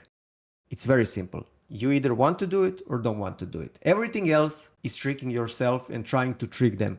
What is built on bad fundamentals must fall down.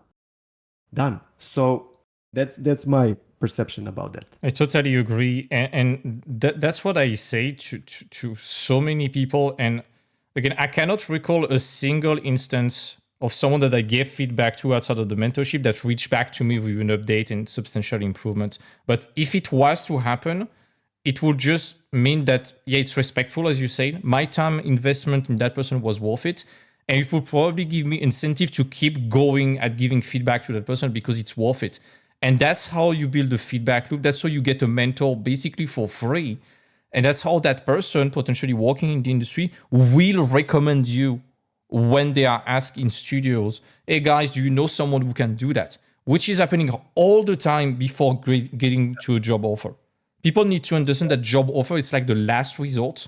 90% of jobs in the industry, they are going through recommendation. And that's how you get recommended. It's by establishing trust with other artists. And if you don't know anyone, if you're a beginner, ask for feedback in a polite and respectful way. Not just, hey, I like your work, can you give me feedback? No. Hello, I am this person. I am an aspiring concept artist.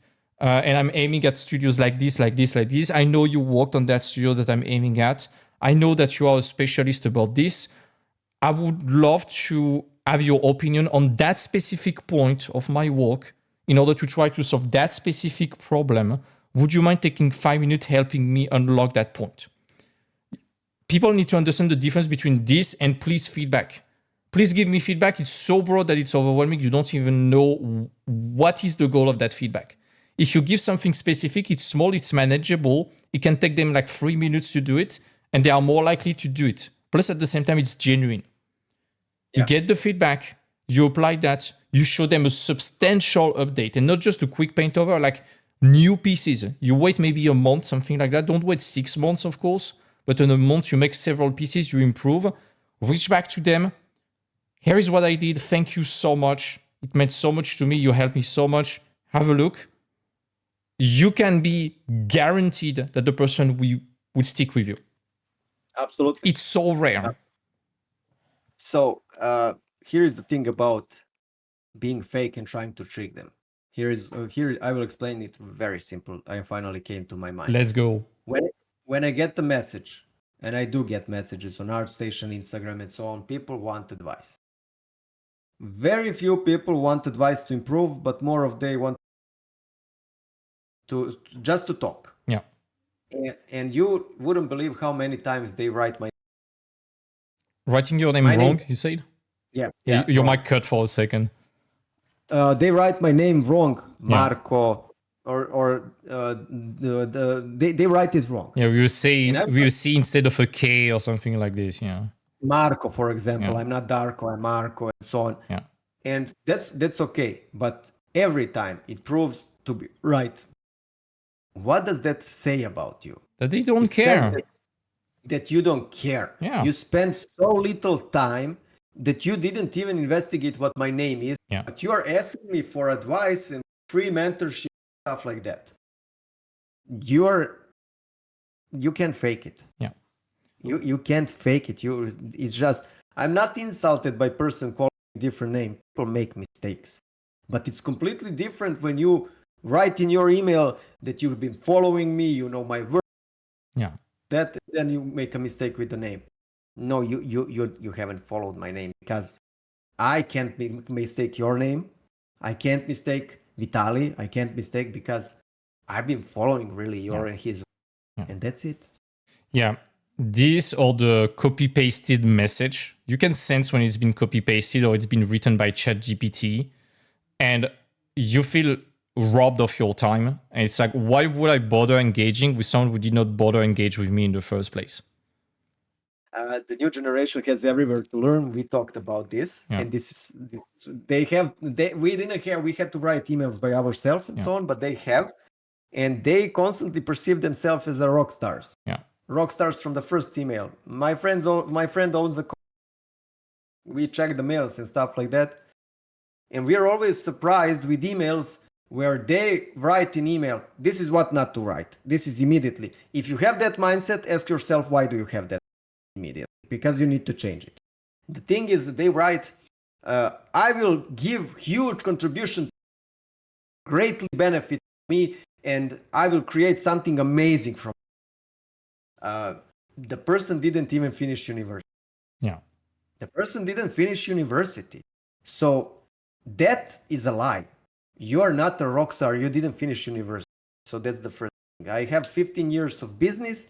You're coming. That doesn't mean you're not welcome here. It means that you're cutting your chances to be welcome. Yeah. If you're setting like that, what do you expect? What do you expect from that? Like, you'll be treated as a rock star. You can be the most talented person in the world.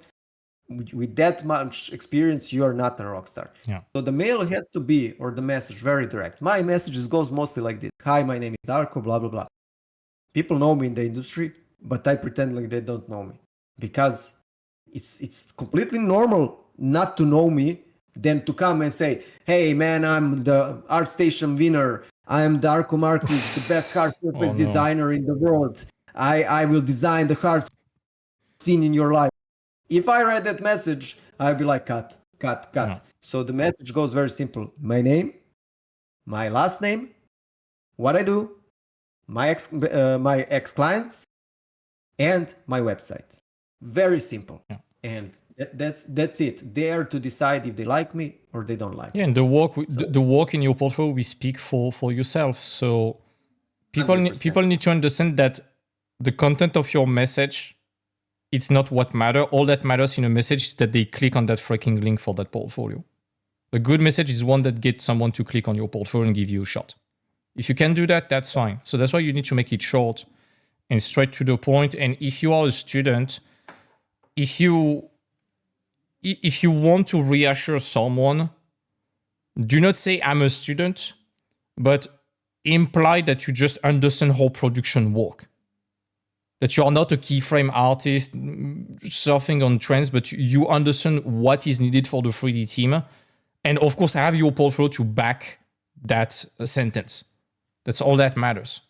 That's all they want to know from a junior is, do you understand what is even the job? They don't care that you know to draw. They just want to know that you understand how to solve the problem and what type of problem you are supposed to solve. That's all that matters.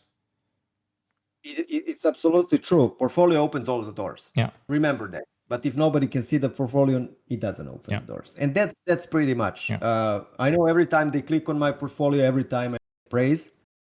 But the problem is I'm here and I need to make them somehow click on the portfolio. Yeah. If I don't do it, I'm just a fancy portfolio. Yeah. Damn, we discussed about a lot of things.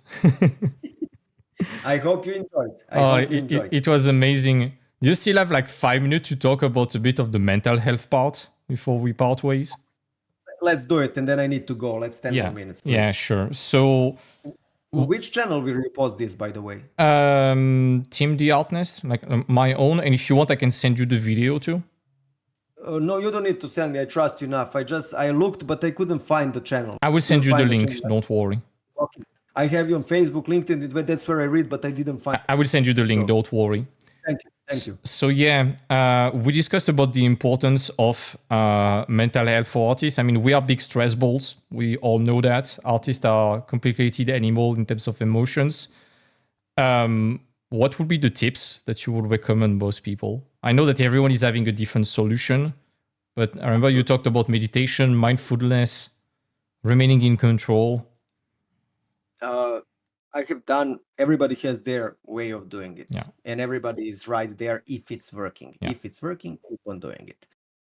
For me, what was beneficial was I did a lot of spiritual things. I investigated a lot. I tested a lot. I had a spiritual teacher, which was incredibly beneficial. Those are some muddy water down them.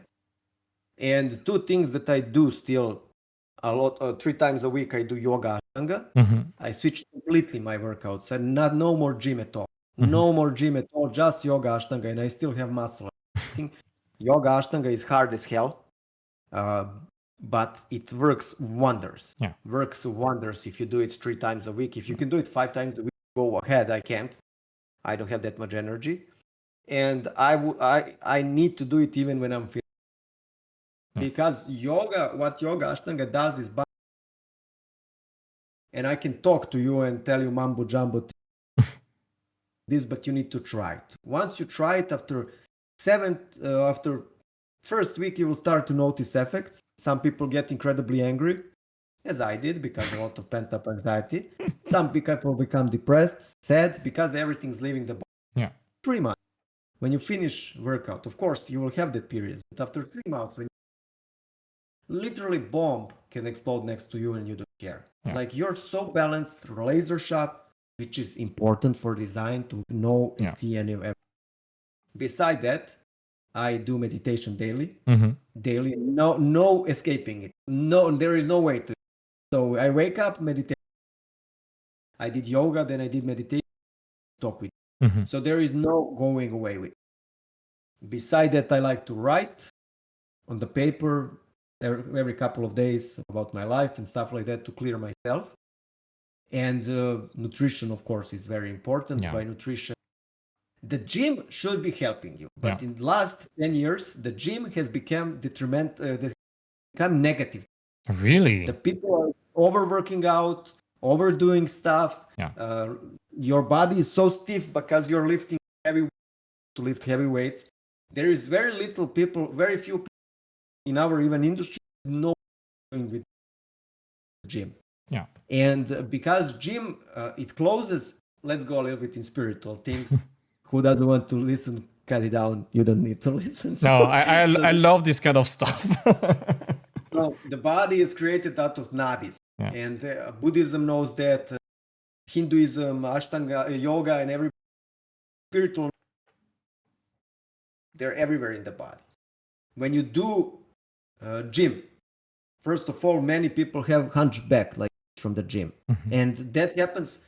Second thing is because most men do bench, these muscles get closed. When that closes, your heart closes and your nad is here close, which means you can't accept stuff like that. And I have experienced that. Trust me, when they open, you are completely different, a different person. That doesn't mean I'm always okay, guys.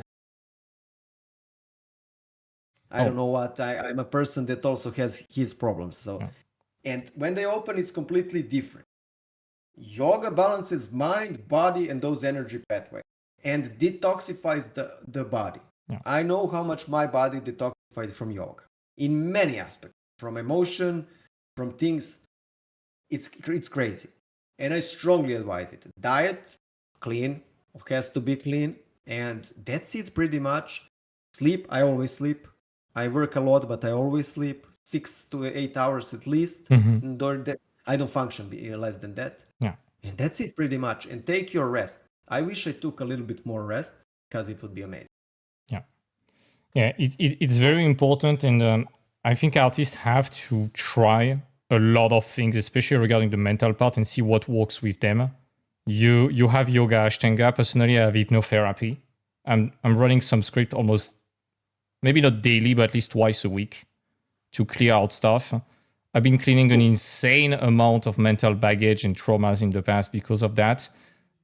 I got trippy experience. I never took drugs in my life, but I think even the hardest drug cannot give me such trippy experience. Like, I re-experienced when I was in my mom's belly, for example, an incident that happened in my mom's belly, and I know it's true. What happened? I want to know. If it's not too personal. Yeah, no problem. It's let's talk about trauma response. I had a big problem with stress in the past because every time I was feeling stressed, I was feeling like there was a rope around my neck. And it was literally physically choking me. And the problem is that in addition to that, when everything was right, I was freaking out because in my head, there was that little story like, if everything goes right, something terrible is going to happen and it's going to be the end of everything. And I was feeling that stress. So I was afraid of success because I was afraid of things going well. And when things were going bad, it was going extremely bad for me. And it was very crippling. It was sparkling not only imposter syndrome, but also fear of success. And it was limiting me a lot. I did some hypnotherapy related to other stuff. And hypnotherapy, it's like unclogging a clogged sink. A lot of shit comes at the surface after. And I talked with my parents and I was talking to them about that stress. And my mom told me, when you were at 8 months and a half in my belly, just before giving you birth, we went to the doctor, we did an echography, and we saw that you were inverted. You had the legs pointing down. So you could not technically come out in the natural way. So to avoid the C procedure and me getting butchered, we went to a specialist that tried to move you back. It's called a version. And basically, there's a little echograph on my mom's belly. And when the doctor tried to do that, your heartbeat stopped for like 5 seconds. Oof. Then my mom felt that I moved back, and the heartbeat started again. Everyone freaked out, and they used a more powerful echograph to see a bit more. And I had the umbilical cord around my neck, and it choked me. And it's literally that story. I was in my mom's belly. It was very nice. I was minding my own business as a little baby, and suddenly something horrible happened. It was about to be the end. And what the start of life, right? Even before the start. And that's something that stuck with me. That's probably the most identity defining thing that I had to deal with. And hypnotherapy allowed me to clear that. And it's such a massive relief. And of course, I'm not advocating for hypnotherapy for everyone. Of course, everyone has to find their style, but it worked extremely well for me. And that's my maintenance for the spiritual part, at least. Yeah. To become more in control and I always compare that to audio waves. You have the extreme spikes and it's clipping. It's the same with emotion, with positive and negative. And it kind of equalize things. It's like putting a compressor on the emotion. So you are more in control. And you decide when you want to let it go one way or the other if needed. And it's so important to remain in control of that. the body remembers, right? Oh yeah, The body, everything. we don't realize that until we start doing this stuff. I never thought about everything. Yeah. It's funny because you just told the story about the cord, and I had the same Really? mine, Wow. I wasn't upside down, I was normal, everything, but what happened, cord went on my neck 2 times, not one. Wow. They were taking me out for hours out of my mother. I know it sounds awful when I say taking Yeah. people. For hours they couldn't take me out, and eventually they had to do it forcefully, and they broke my left shoulder. At birth. And they, at birth. But what is interesting, I didn't know that. And I even didn't know that happened. Nobody told. I'm pretty sure you discovered that and it left some scars mentally, right? Everything the body remembered that. Yeah. I will have to go a little bit deep to explain you when I was doing these spiritual things, how we got there, but it's interesting for me to hear that also. They took me out and I survived. I'm alive. Yeah. And that's why I also say to you, what a start. Yeah. Alive. And thanks God I'm alive. Why don't I feel any consequence? When you're a baby, when you break a bone, it gets normal in 1 week. Like nothing happened. Okay. In 1 week, literally like nothing happened, because bones are they don't have enough calcium. Yeah, they are super soft. And you don't feel anything. I don't have any problem with it. This is so interesting. Yeah. Yeah, that's some weird stories. We need to talk about that privately. In that case, I'm super curious. Again, I went through a lot. I had a restriction about the money constantly, no matter how hard I worked. Then we opened the part of that, and then you see the past, where it happened, why it happened. It happened in a generation before me, so on. We can go on forever. I have 10 years of this when I've been doing it, and I always say, watch for the frauds. Yeah. Watch for the frauds, and I'm not joking when I say there are some very evil people. Yeah. I had incredible luck to meet Dušica. I had incredible luck to meet her. She was expensive as hell, but I would pay every day that money again. And it was super. How she was kind soul. She still is. I don't know why I always talk like people are dead or something. She's still alive. She is a kind soul that really helped me. A real doctor, by the way. She's not only this real doctor, and it was giving results. It was giving. She wasn't selling me a story like, we will do this, then we will levitate, and so on. Everything that she explained it in a technical aspect through medicine. Yeah. She and one sentence that I took from her, and I use it, and I always say to people, it's not mine, and you have it in Inside 44 book, because East can't work without the West. West can't work without the East. She always would tell to, because she's a real doctor. In real life, she's a doctor, but also does this stuff. Yeah. So, and she started when she got incredibly sick. Yeah. She was one of the best doctors in this region. She got incredibly sick and realized that the Western medicine is not working, and she can't fix her. She tried everything, and then she started to do this. She fixed her, and she realized that those two, like this. Yeah. What West can do, East can't. Yeah. But what can East do, West can't. And in the center, they can do everything. Yeah. It's what my hypnotherapist was doing also. It's like you need to feel pain in your body because it's a manifestation of how you feel in your mind. And you have to connect that emotion to that sensation in your body. And the more you can do that, the more likely you are to clean your shit. True. Damn. True. It's hard. It's hard when the body releases stuff. Yeah. Sometimes you puke. Sometimes a lot of people don't realize how angry they are inside. Yeah. And when you start doing yoga, for example, with anything. Yeah. When you start doing yoga, everybody thinks that with yoga you're. That's not true. Yeah. That's not true. With yoga, when you start, everything starts going out. I remember coming back from the session, and I'm going back, and I'm so angry that I want to. If somebody tells me something from a car, I'm ready to scream at them. I'm ready to fight. I'm ready. And then I come home and I'm like, so what is wrong with me? Yeah. Then I realized as it's going out and out, then next session I will go and I will be depressed. Yeah. Literally from a hyperactive person, I'm sitting completely depressed. and it was body releasing. Yeah. It's crazy. My first hypnotherapy session was very violent also, and it was a 3 hour session. It was very intense, and when I was out, I was drenched. I was completely soaked in sweat, and my entire abdomen was purple with bruises, given how hard I contracted. Because in my mind, it was feeling like the picture I saw, and I was really feeling that as if it was real. It was like a big eagle ripping something apart from my chest with its talons. And in my brain, that's really the pain I experienced. And my abs were purple for a month. It was crazy. Great that you saw eagle. Eagle is a very, very healing.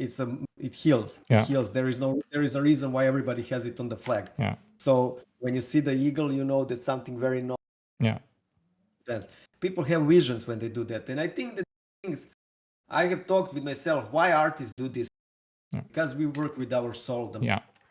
Passions. We work with this. If this is broken, art is broken, no matter how technical it is. Yeah, it's something I discussed a lot with my hypnotherapist because it's Ericksonian hypnotherapy, so it's using the Jungian language, the language of dreams. And this is the exact same vocabulary that we use in art.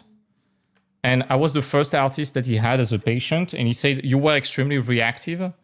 And we talked a bit about that, and we were like, okay, hypnotherapy, there's a feeling, you need to connect it to a picture in your past.